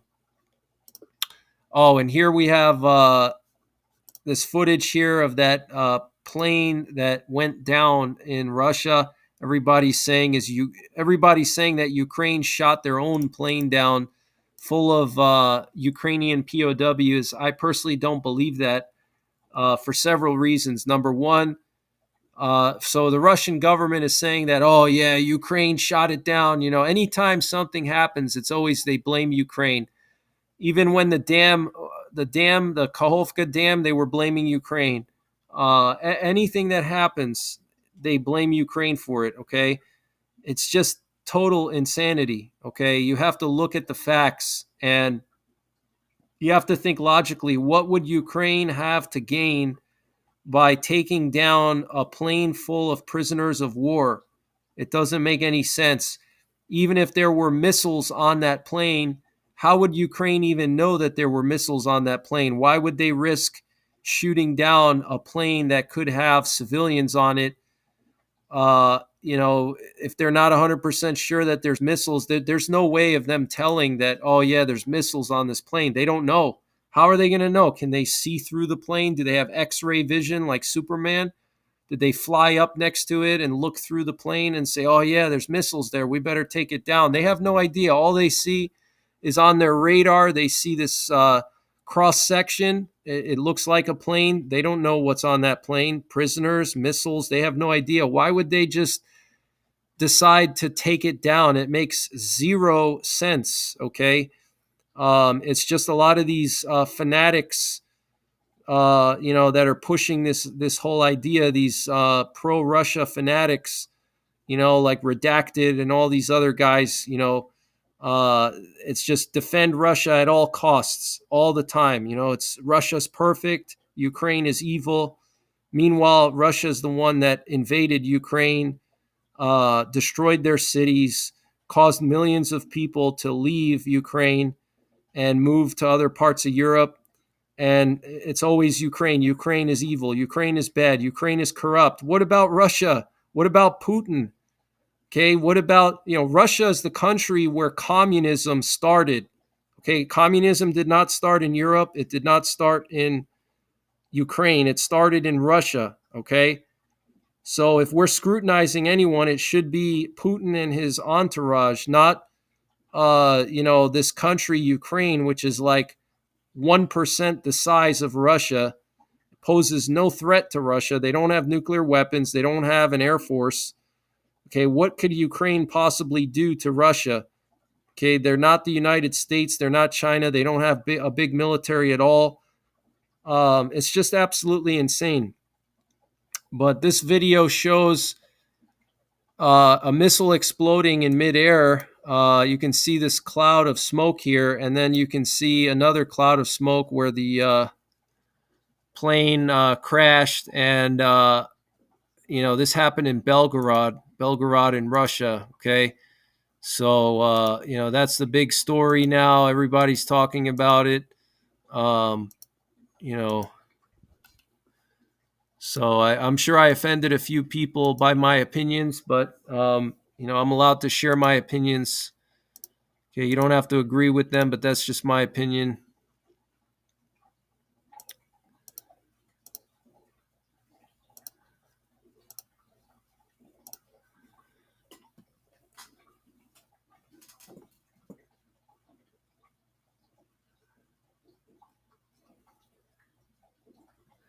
Praying and prepping says I can't stand redacted. Yeah, redacted is basically just a fake news, a fake news outlet.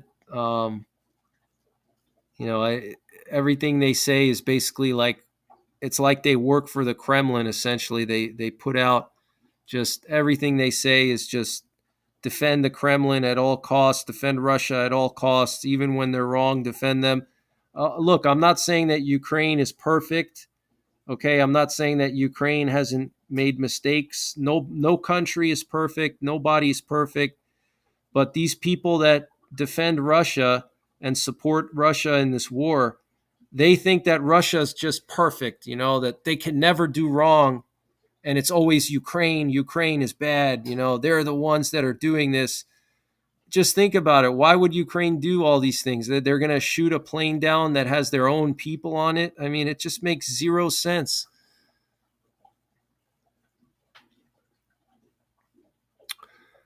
What's going on, Bailey? How's it going, Bailey? Good to see you. Ross Snyderman says exactly right. Queen Bee says, I stopped listening to Redacted because they speak against Israel. Oh, wow. I didn't know that. And that honestly doesn't surprise me. And you know who speaks against Israel, by the way? You know who speaks against Israel? Scott Ritter. Scott Ritter hates Israel. Okay, if you watch anything he says about Israel, it's just negative. He wants Israel to lose the war. He wants Israel to be defeated. He actually said in a recent video that he wants Israel to be strategically defeated in Gaza. That's what Scott Ritter said. And this is a guy that many people look up to and think he's some kind of hero. And he's trashing Israel and hoping that Israel loses in this war against Hamas and that they get strategically defeated. I mean, that's despicable, guys. No Christian should be listening to somebody like that. Okay, no Christian, because if you're a Christian, you have to support Israel. Okay, the Jewish people are God's chosen people. Okay, Jesus Christ was a Jew. Okay, and Scott Ritter's bashing them and saying that he wants Israel to be strategically defeated. It's sickening. It really is sickening, guys. Okay, so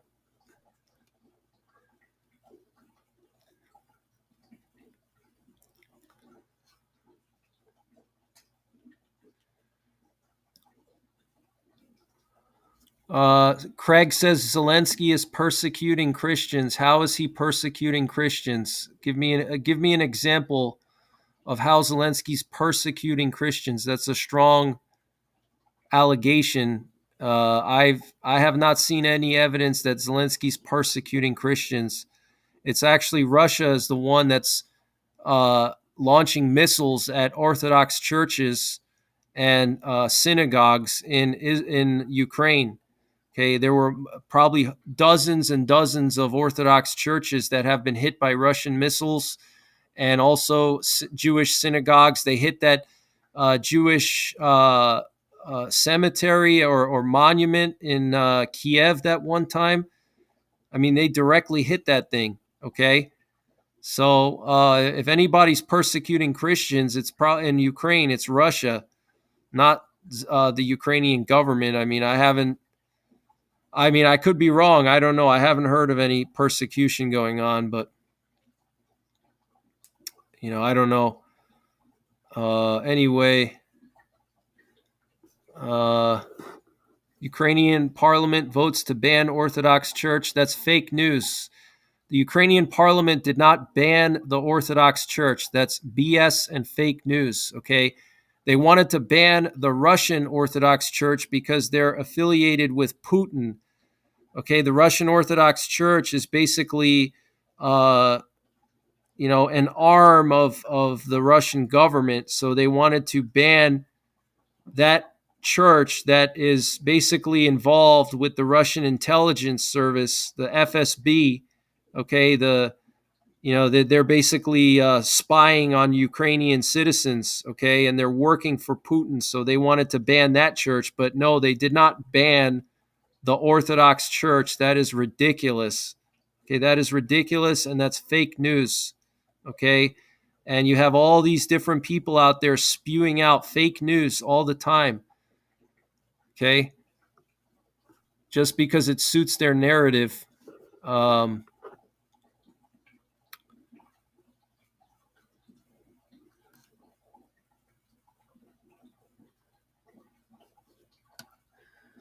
So let's see. I'm going to just continue with some more news here. In case you missed my update earlier, Germany and Poland are going to be creating civil defense plans. Okay, the German military, for the first time in 30 years, is going to be developing a country defense plan together with security authorities, emergency services, and allies.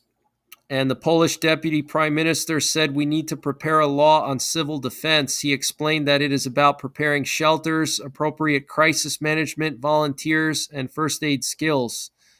So that's pretty serious, guys.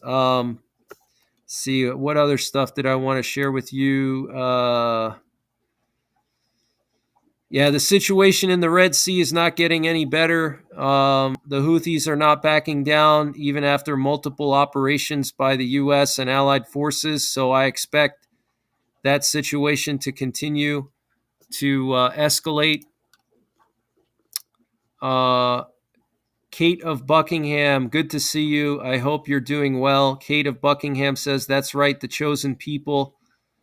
I grew up with a lot of Jewish people. The area where I lived, there were a lot of Jewish people in my school district. It was actually mostly Jewish. I had some of my closest friends growing up were Jewish. Okay, so I know a lot about Jewish people. There's all kinds of nasty things people say about the Jews, but I never had any issues. They're very hardworking. They're smart with their money. So it's really, really sad how everybody's turning against Israel right now. And you're seeing people's true colors, like Scott Ritter. You're seeing his true colors coming out. Okay, cheering for Israel to be defeated. I mean, that's just nuts.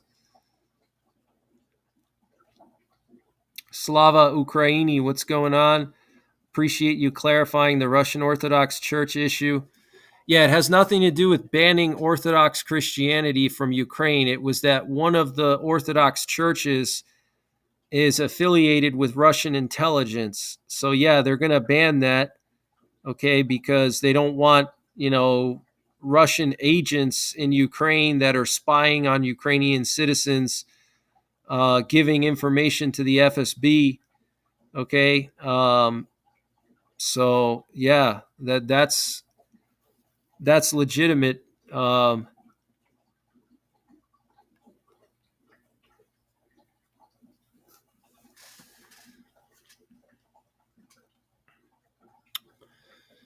Let's see what else here. North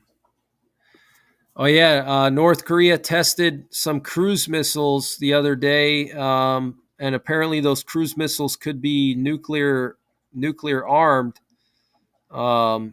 So that's pretty concerning.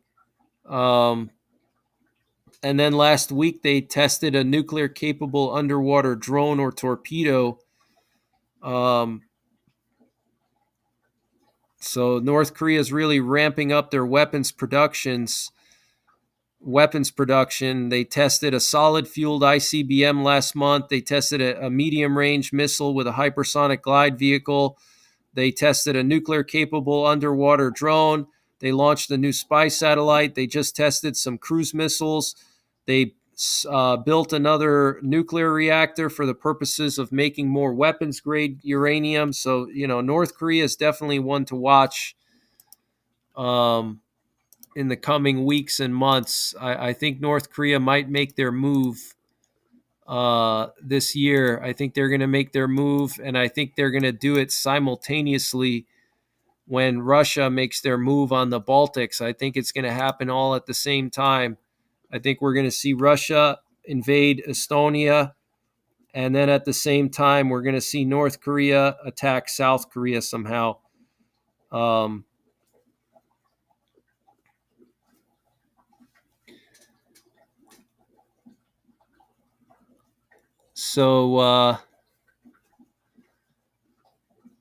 So let's read a little bit more into this nuclear risk that they're talking about, because nuclear war is my favorite topic. An undiminished nuclear threat and a new arms race. The last year was characterized by fraught relations among the world's great powers who were engaged in vigorous nuclear modernization programs as the nuclear arms control regime continued to collapse. Within this general context, the contours of a peaceful and sustainable ending of Russia's war against Ukraine are difficult to discern, and concerns remain about Russia's possible use of nuclear weapons in the conflict, which I think is very possible. I think Putin could nuke Ukraine. There's a lot of different prophecies that talk about Russia nuking Ukraine. In February 2023, Russian President Vladimir Putin announced his decision to suspend the New START treaty, even though the treaty does not have a suspension mechanism. While there are no indications that Russia has exceeded the treaty's central limits, the lack of data exchanges, inspections, and other verification and transparency measures will over time decrease confidence in the status of Russia's nuclear forces. President Putin announced in March 2023 the deployment of tactical nuclear weapons in Belarus, but it remains unclear if any weapons have been moved. Russia retains some 2,000 tactical nuclear weapons for use in regional conflicts. In October 2023, Russia's Duma voted to withdraw Moscow's ratification of the Comprehensive Nuclear Test Ban Treaty. Like the United States, Russia remains a signatory to the treaty, while Putin has said that Russia won't resume nuclear testing unless the United States does so. There have been reports about increased activity at nuclear test sites in Russia and China.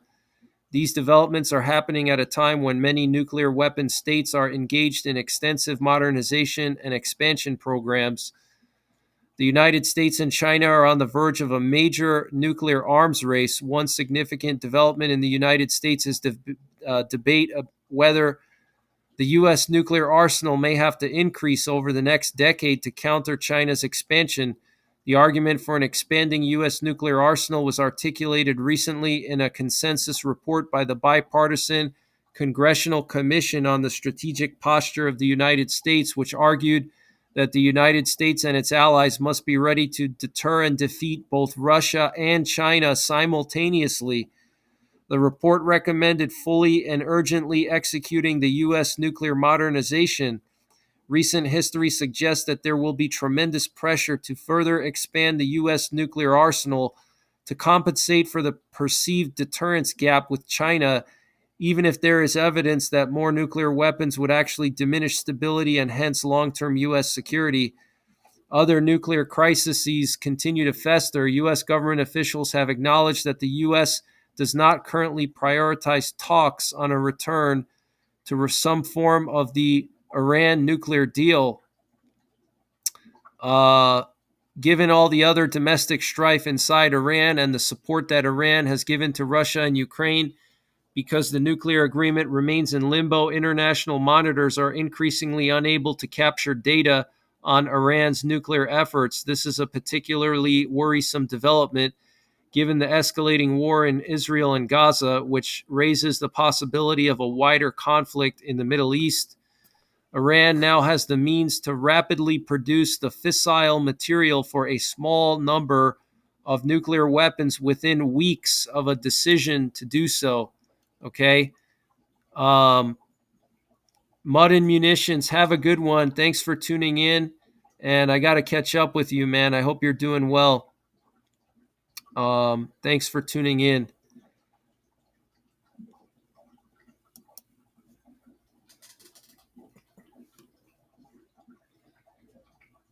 Yeah, the whole world is on edge for sure.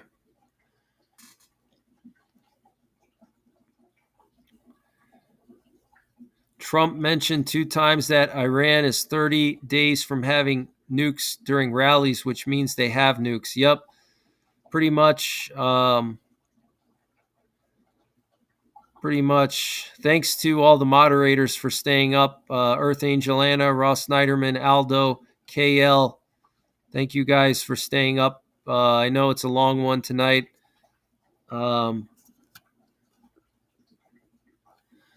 So let's continue reading here. North Korea's nuclear weapons program continues to advance steadily.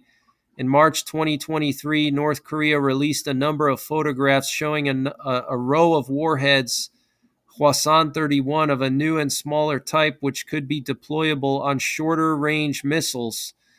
In April 2023, North Korea claimed it had successfully tested a solid-fueled ICBM for the first time, the Hwasong-8. These missiles can be moved and launched more rapidly, increasing the survivability of these forces. In response, South Korea has asked for a greater role in America's nuclear commitments to defend the South, something that may ultimately fail to dull South Korea's appetite for a deterrent of its own. While May 2023 marked the 25th anniversary of India's and Pakistan's series of nuclear tests, both countries continue to accumulate weapons and delivery systems. There have been no constructive developments with regards to the nuclear forces, postures, and fissile material production of these two countries. Prospects for cooperation and threat reduction in the region remain bleak. Wow.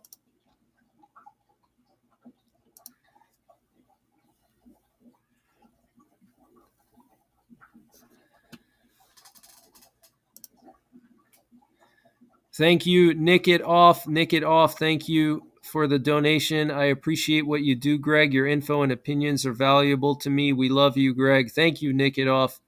It's very kind of you to say, and thank you so much for that donation. I really appreciate that. Yeah, Scott Ritter is a convicted sex offender. If that's what somebody's talking about, Scott Ritter is a convicted sex offender. Scott Ritter tried to meet an undercover police officer that was posing as a 16-year-old girl.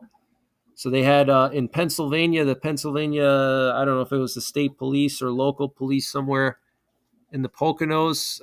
They were chatting with Scott Ritter. He lived in upstate New York near Oneonta, and they were posing as a 16-year-old girl, and they pretended to want to meet him, and he actually showed up and met them, and he got arrested, and he got charged with a felony. I think he did like a couple of years in jail too. So, Scott Ritter's bad news, guys. Okay. He gave a speech recently with, what's his name? The Chechen guy, Kadyrov. He gave a speech with Kadyrov. Yeah. I mean, he should have his citizenship stripped. He should actually have an arrest warrant put out for him for being a traitor. But obviously the Biden administration, they don't really care about that kind of stuff. They're more focused on climate change and stuff like that.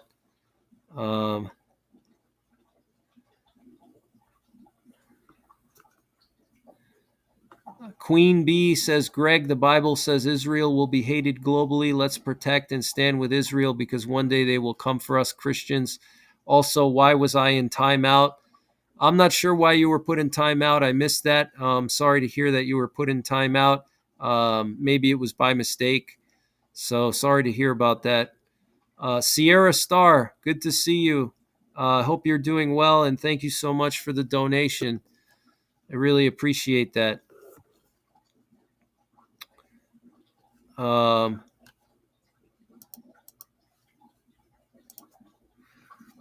So let's continue reading here.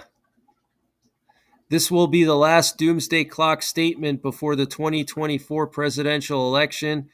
All U.S. presidential elections raise the issue of the immense and almost completely unfettered nuclear power vested in U.S. presidents, each of whom has the sole authority to order the use of nuclear weapons.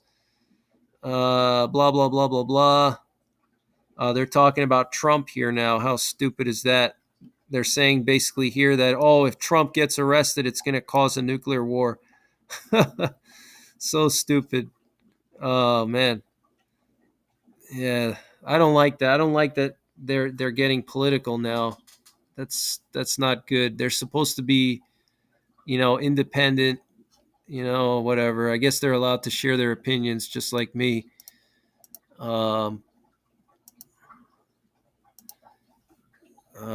So very serious situation, guys. Things are really escalating around the world.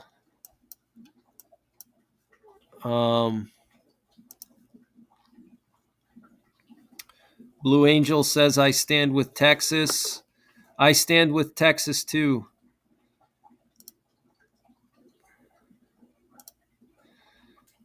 Val SR, thank you so much for the donation. Good evening, Greg. Hope all is well with you and the chat. I'm at work, but just wanted to pop in and say hi. Thank you, Val SR. Thank you very much. I appreciate that. SMC000 says, hi, Greg. Did you see the flight radar screenshot I posted on Duramax's Discord of guardrail over North Korea? No, I didn't get a chance to see that, but I can actually take a look right now. We'll see what's up in the air. So this is interesting, guys. This nuke sniffer plane, it went all the way to, it didn't actually land at Ellsworth like I thought it would. Or maybe it did, I don't know, and then it took off, but maybe it looks like it maybe landed at the Rapid City Regional Airport. It looks like that's where it landed, but it went there, and now it's coming back. It's pretty weird. It's a pretty weird situation there. Yeah, look. It was doing these loops here over the Rapid City Airport, and it's really strange. Doing loops here, and then now it's coming back. So we definitely have to keep an eye on that, see where it goes. And then we have this drone out here near Wallops Island. This is where they do all the space launches. Look at this thing, just doing a perfect circle. Isn't that insane? You couldn't draw a circle better than that. That's insane. Wow. It's like a completely perfect circle. That's insane.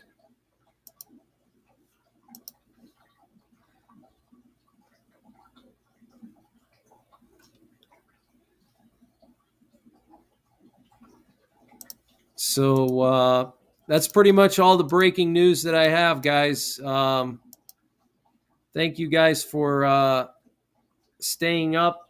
And I'm going to check the chat now and talk with you guys a little bit. Mr. B, thank you so much for the donation. I really appreciate it. What country are you from, Mr. B? I see a currency, ZAR. I'm not familiar with that currency, but pretty interesting. When I was a kid, I used to collect coins from different countries. I went on a European trip with my parents, and this was before the European Union was around. This was like in the early 90s to late 90s. I went to Europe a few times, and they had, every country had its own currency. and I would collect all the different coins. Like I had the Italian lira, I had the was it the Swiss franc, I had the Deutschmarks, I had the what else did I have? I think I had the Corona, the Czech Corona.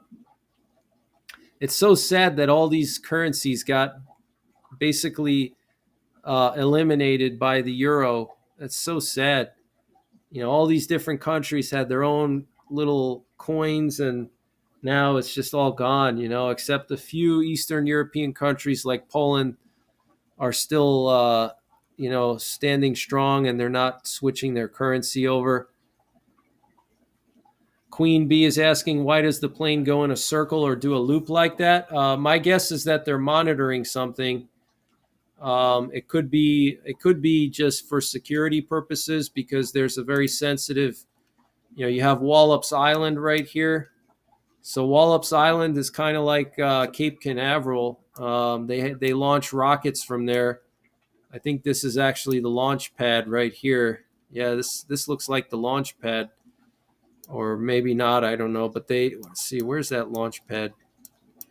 I think that's where it is, or maybe it's here. Maybe it's out here. I don't know. But they have a launch pad here. It's very similar to Cape Canaveral, and obviously they want to patrol it, make sure there's no foreign, reconnaissance ships or, reconnaissance subs that could be spying on us here, or it could be, they're tracking the trajectory of something. I don't know. They're like launching a rocket into space. Maybe that's how they track the trajectory and the speed and all that. I don't know. But I've seen that quite a few times. Every few months you'll see this, or every few weeks you'll see this. I don't know what's going on here. If anybody that's been in the service, if they have any experience with that, this is a Northrop Grumman MQ-4C Triton. So this is a drone. It's a reconnaissance drone. So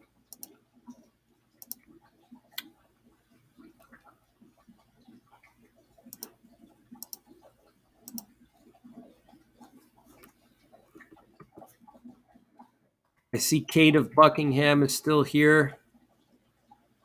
Diva's mom, good to see you. Mama of 6, thanks for moderating. Good night, Ross Snyderman. Red Team, what's going on, Red Team? Matt Vermillion, LB Rules. Am I a fan of Bitcoin? I haven't used Bitcoin, so I don't have the time to mess with it, and I haven't had a chance to really dig into it and research it, so I don't really have experience with it to say one way or the other.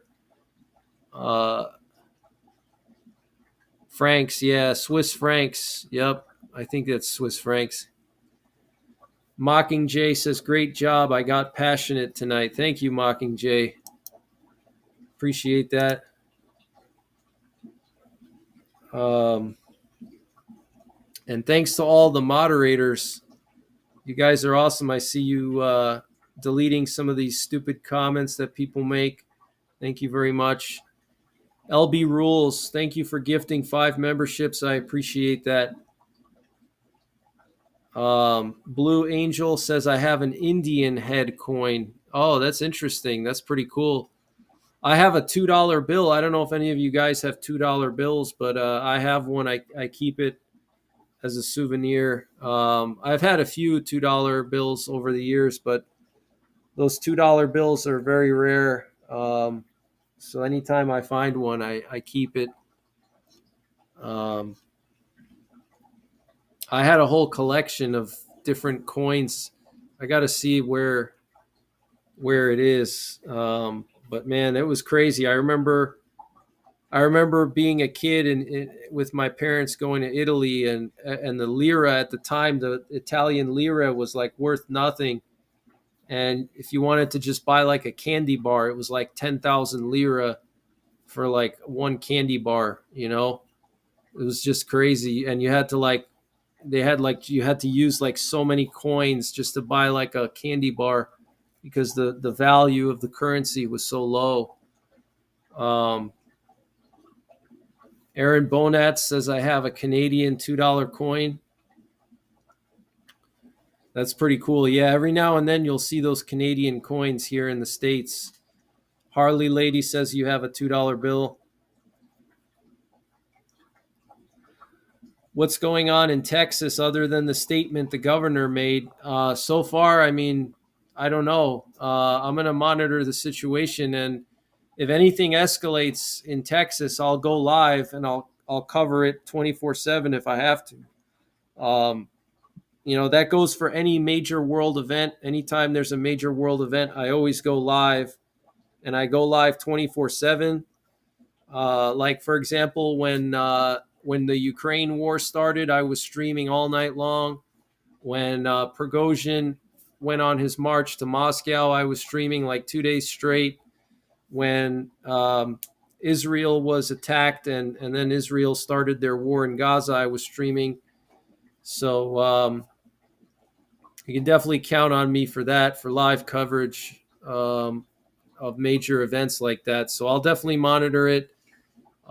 Maybe I'd like to pull up some cameras, but I think Texas has shut down a lot of those webcams on the border.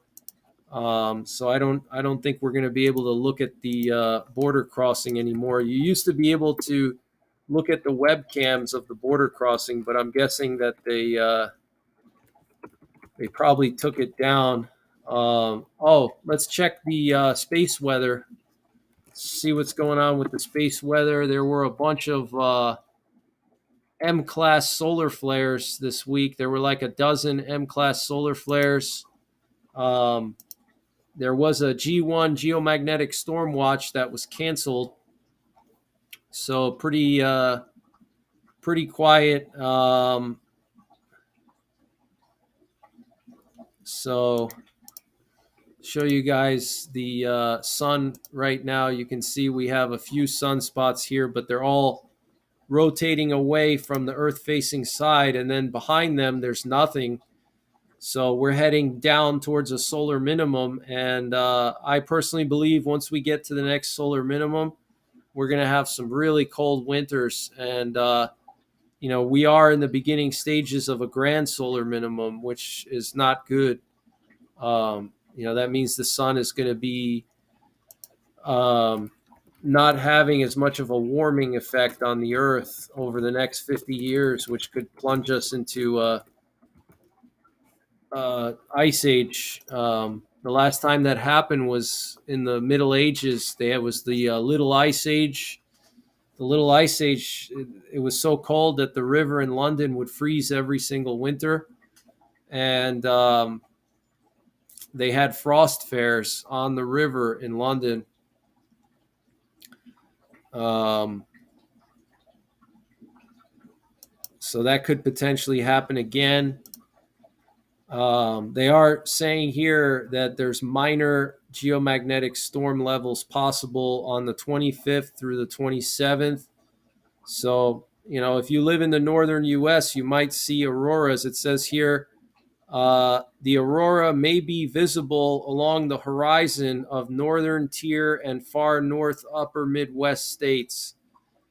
So if you live in the northern part of the U.S., keep an eye to the skies over the next 2 days. If you have a clear sky, maybe you'll see an aurora.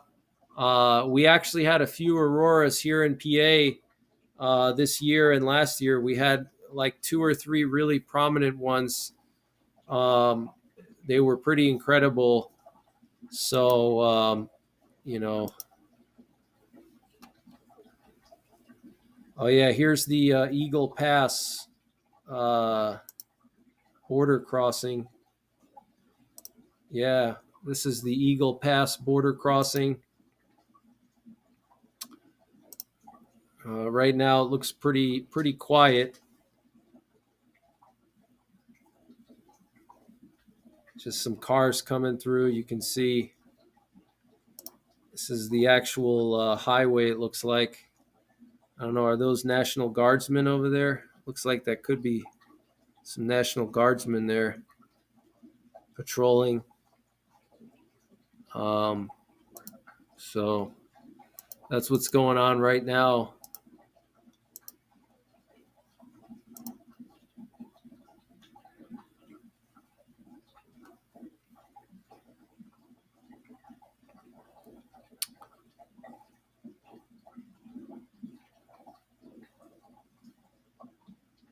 Mr. B, have a good day. Thanks for tuning in from South Africa.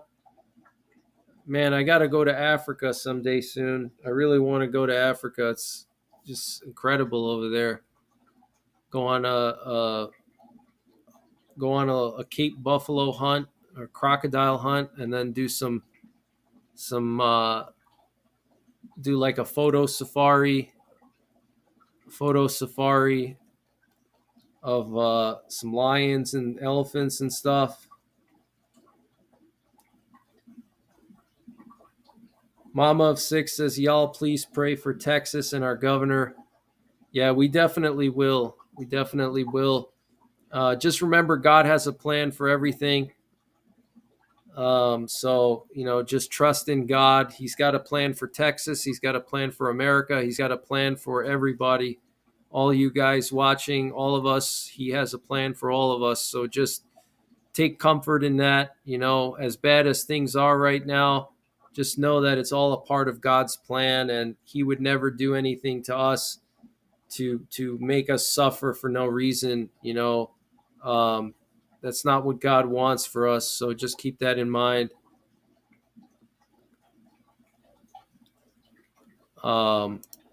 Let's see what other cameras. They have a lot of cameras here. Let's see this one. There's not much going on this one.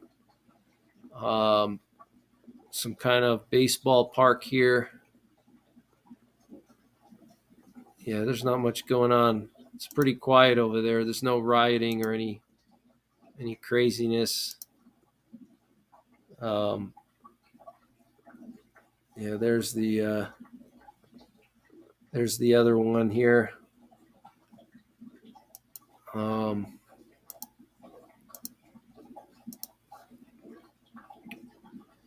Mr. B says, you are always welcome here. We can go hunting, no problem. Hey, Mr. B, I'd like to pick your brain about hunting and going on a photo safari in South Africa.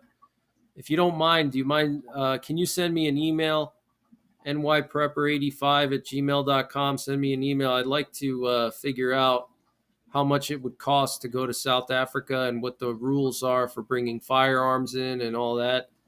And what the safaris charge for like a photo safari and going for like a Cape buffalo or a croc hunt. Would be awesome if you could do that. I don't know if you know anything, but maybe you could help me a little.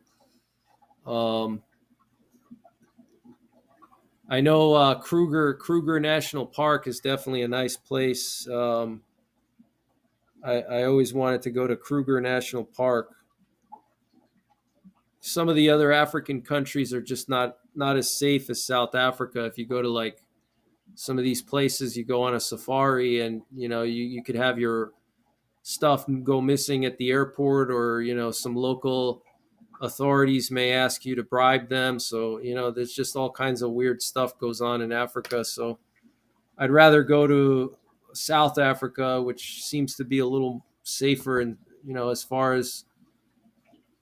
as like traveling and stuff and logistics. No hunting elephants and tigers. Yeah, I'm not interested in hunting elephants or tigers. I just want to hunt Cape buffalo and croc. That's it. Cape buffalo. There's lots of Cape buffalo. No shortage of them. And the meat goes to local villages. And there's a lot of meat on a Cape buffalo. It's like 3,000 pounds of meat. So you're helping to feed the locals. And then the crocs, they got to keep the croc population in check over there, because, if they don't do that, then the crocs just, it's like alligators in the U.S. They just multiply, and they're an apex predator. Nothing kills a croc. Crocs can live 50 years or more because nothing can kill a croc. So I don't mind shooting a croc. I think it would be a pretty cool trophy to have like a giant croc skull in my living room. That would be one cool experience to go to Africa. Um,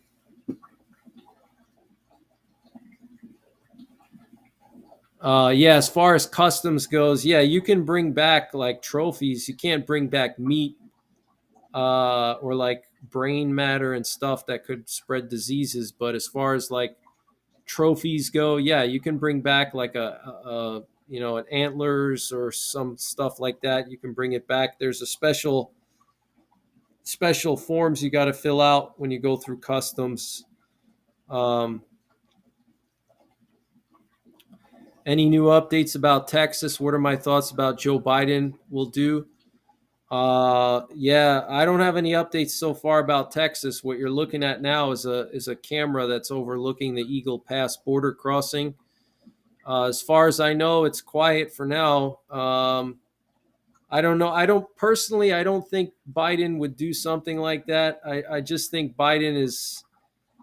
I would most likely I would see like a younger person doing something like that. I just don't think Biden has the stamina to go up against Texas like that. And plus, it's an election year, so that would just completely destroy his chances of reelection if he pushes the issue more.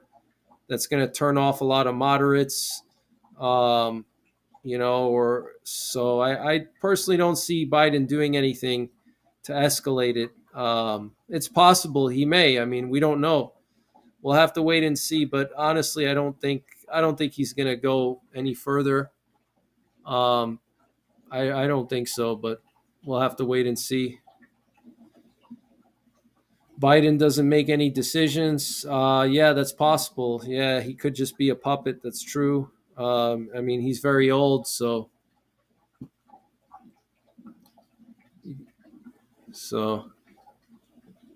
and we got to actually. I know this may sound kind of crazy, but we should pray for Biden. I know it's a lot of people like to insult him and say he's old and all that kind of stuff, and Michelle Obama is a dude. But we should actually pray for these people, pray for their souls. Um, the Bible says that we're supposed to, pray for our enemies, and love our enemies. It's hard to do sometimes, but we should actually pray for these people, that they see the light, and you know that they open their heart to God. Tim Webb says, "Good night, all from Kentucky." See you later, Tim. Thanks for tuning in. I'm probably going to be going to Kentucky pretty soon to visit my friend Kentucky Patriot. We're supposed to get together and film some pew pew videos, so that'll be pretty fun. Hopefully, I'll do that soon in the spring or early summer. Christopher Napier, thank you for the donation. If Texas is shut down and the troops are federalized, and Texas decides to tell them to go to hell, martial law will be imposed. This is how Obama Biden will remain in power. Yeah, I mean that's possible. Yeah, it's very possible. It's very possible. I don't want to say that that's definite that that's going to happen like that, but it's definitely a possibility for sure. Um, Personally, I don't think he's going to push the issue that much, but we'll see. We'll have to wait and see. Yeah, Kentucky Patriot is a good friend of mine. Great guy. I can't wait to go back to his place and do some more shooting videos with him.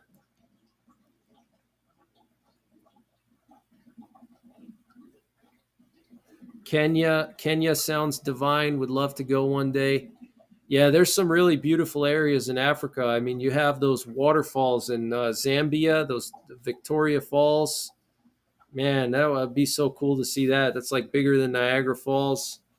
Then they have the Mount Kilimanjaro. They have the savannas. Yeah, Africa is crazy. And then they have the jungles. I mean, Africa is like the last frontier in the world. I mean, it's just so much unexplored land. It's so wild. And the Amazon also and Siberia are also pretty wild and untamed. Kenya is safe in SW. I'm not sure what SW is. Christopher Napier says Kenya is the best. I have been on a safari there twice. Oh, cool. Okay, I'll have to look into that.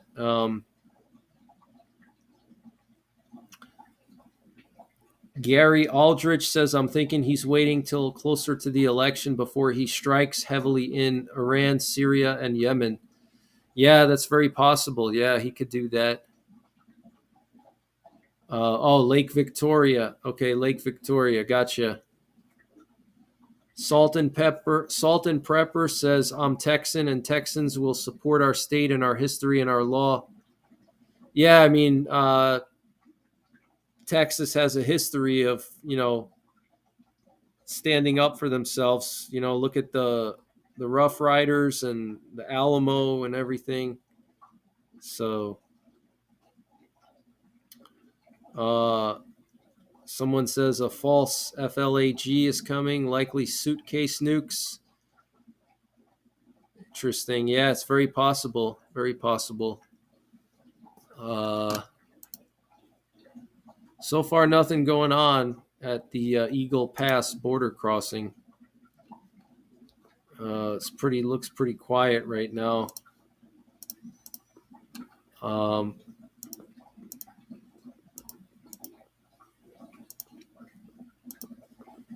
I can't believe it's already 12:40. Wow, it's getting late. Siberia is 19 times the size of Texas. Yeah, Siberia is huge. I always wanted to go to Siberia, but unfortunately I can't because of the situation with the government over there. It's just not safe to go, especially if they watch my channel. I don't know if Putin watches NYPrepper. Maybe he does. Maybe he's a fan. But if Putin watches my channel, I'm definitely on some kind of list in Russia. That's for sure. Detain NYPrepper immediately if you see him landing anywhere in Russia. Siberia is not mostly tundra. It's there's a lot of forests there. There's a lot of forests in Siberia.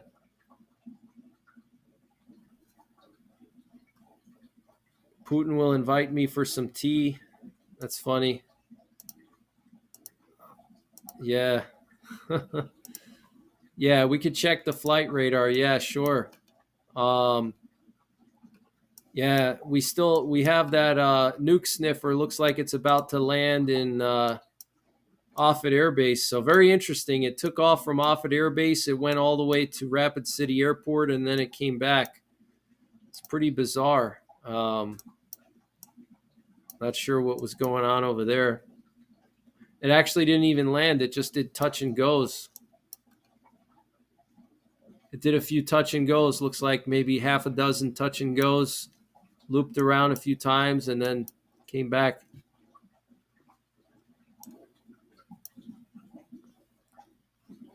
It's interesting. So probably going to wind down the stream in a couple of minutes.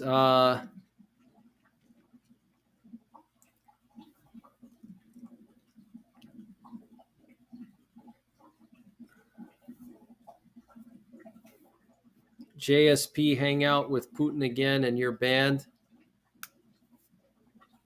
Not sure what's going on there. Earth Angel Anna's getting feisty. I see she's deleting a lot of comments.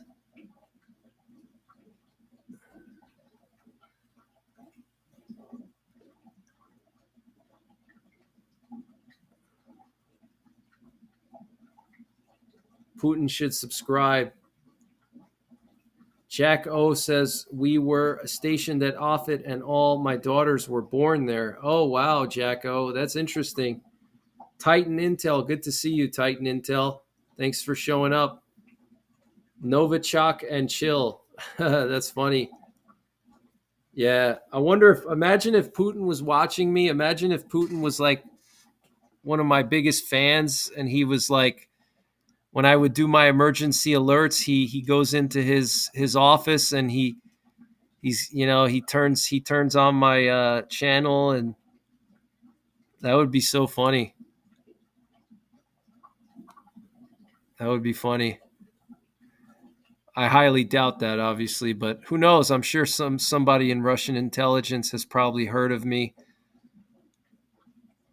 Fred Wiggins says, I invite you to Florida for a campfire and some mud bogging. That would be cool, Fred. That would be cool. I haven't been to Florida in many years. It would be fun to go to Florida and do that. And yeah, I've wanted to go to Florida for a while now. I want to do some big game fishing in Florida. And yeah, some mud bogging. I'd like to explore a lot of the national forests there. That would be cool. Thank you, Fred, for the invitation. I appreciate it. Tyler Bennett says, I discovered last night talking to Chat GPT, it can completely do my job. It's just not allowed to. Renee said you missed the whole chat. I'm sorry, Renee. What's going on, Absurd Smurf? Aldo says the area north of the Capitol around the lake is pretty neat. Are you talking about Kenya now? Am I near Centralia? Centralia, I went to Centralia in the fall. Centralia is like probably 2.5 hours away from me. I'm pretty deep in Pennsylvania. I'm like in the middle of PA, in the middle of the mountains. So I'm pretty far in.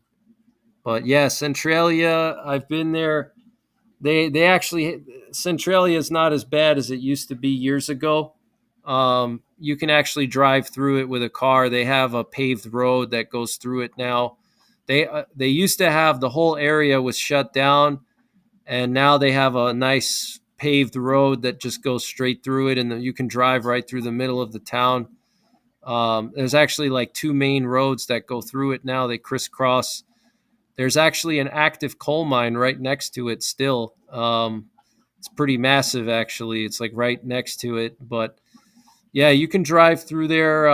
There's supposed to be vents in the woods somewhere. I didn't see those vents. I didn't venture out to explore, though. But it is definitely weird. There's a lot of like abandoned houses and stuff. But there's actually still people that live in the area. I don't think it's as bad as it was years ago. I think it's relatively safe there now.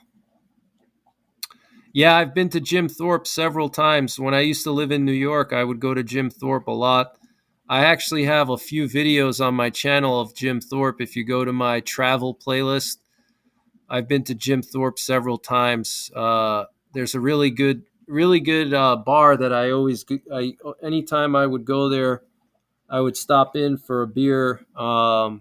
It's an Irish bar right on the corner there. I forgot the name of it.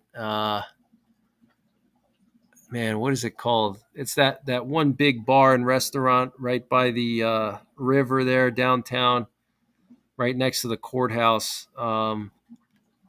Yeah, Jim Thorpe is very nice. My husband lived between Altoona and Johnstown, and his mother worked in a coal mine after his father passed. Yeah, there's a lot of coal mines in that area. A lot of coal mines in PA in general. Aldo says PA is a great state. So I think I'm going to wind down the live stream, guys. I don't want to waste any more of your time. I could talk all night with you guys, about whatever random topics, but I don't want to just keep you up. I know a lot of you guys probably have to get up in the morning. Ricky Drone says, I live in Southeast PA, but my friend's family is from Sunbury. Kate of Buckingham says, Vlad loves you like everybody else who are Slavic. Yeah, I hope so. I don't want any FSB agents showing up to my house.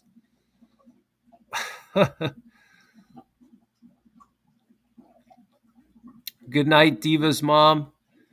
Mama of 6 says, Pennsylvania is so pretty. Yeah, it is a very pretty state. Yeah, it's in the Appalachian Mountains. All Appalachian Mountains. The whole state is just all Appalachians, except the Philly area. Everything else is just all mountains, basically. This is why Slavs should not be fighting Slavs. Yeah, it's very sad that Slavs fight Slavs. Yeah, it really saddens me that like Ukraine and Russia are fighting each other. It makes me sad because I have Russian friends, I have Ukrainian friends, and they both just hate each other. It's really unfortunate. Gary Aldrich says he doesn't love you Polish people, just like he doesn't love Ukrainians.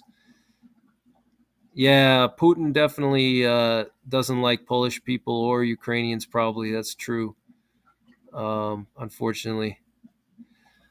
So I think I'm going to wind down the live stream, guys. Aldo, no, I did not see The Americans, but I've heard of it. I'm going to check it out. I've heard of it, though. It's about the Russian spies. Port Richmond in Philly is a Slavic neighborhood. Yeah, there's a lot of Slavic people in Philly area.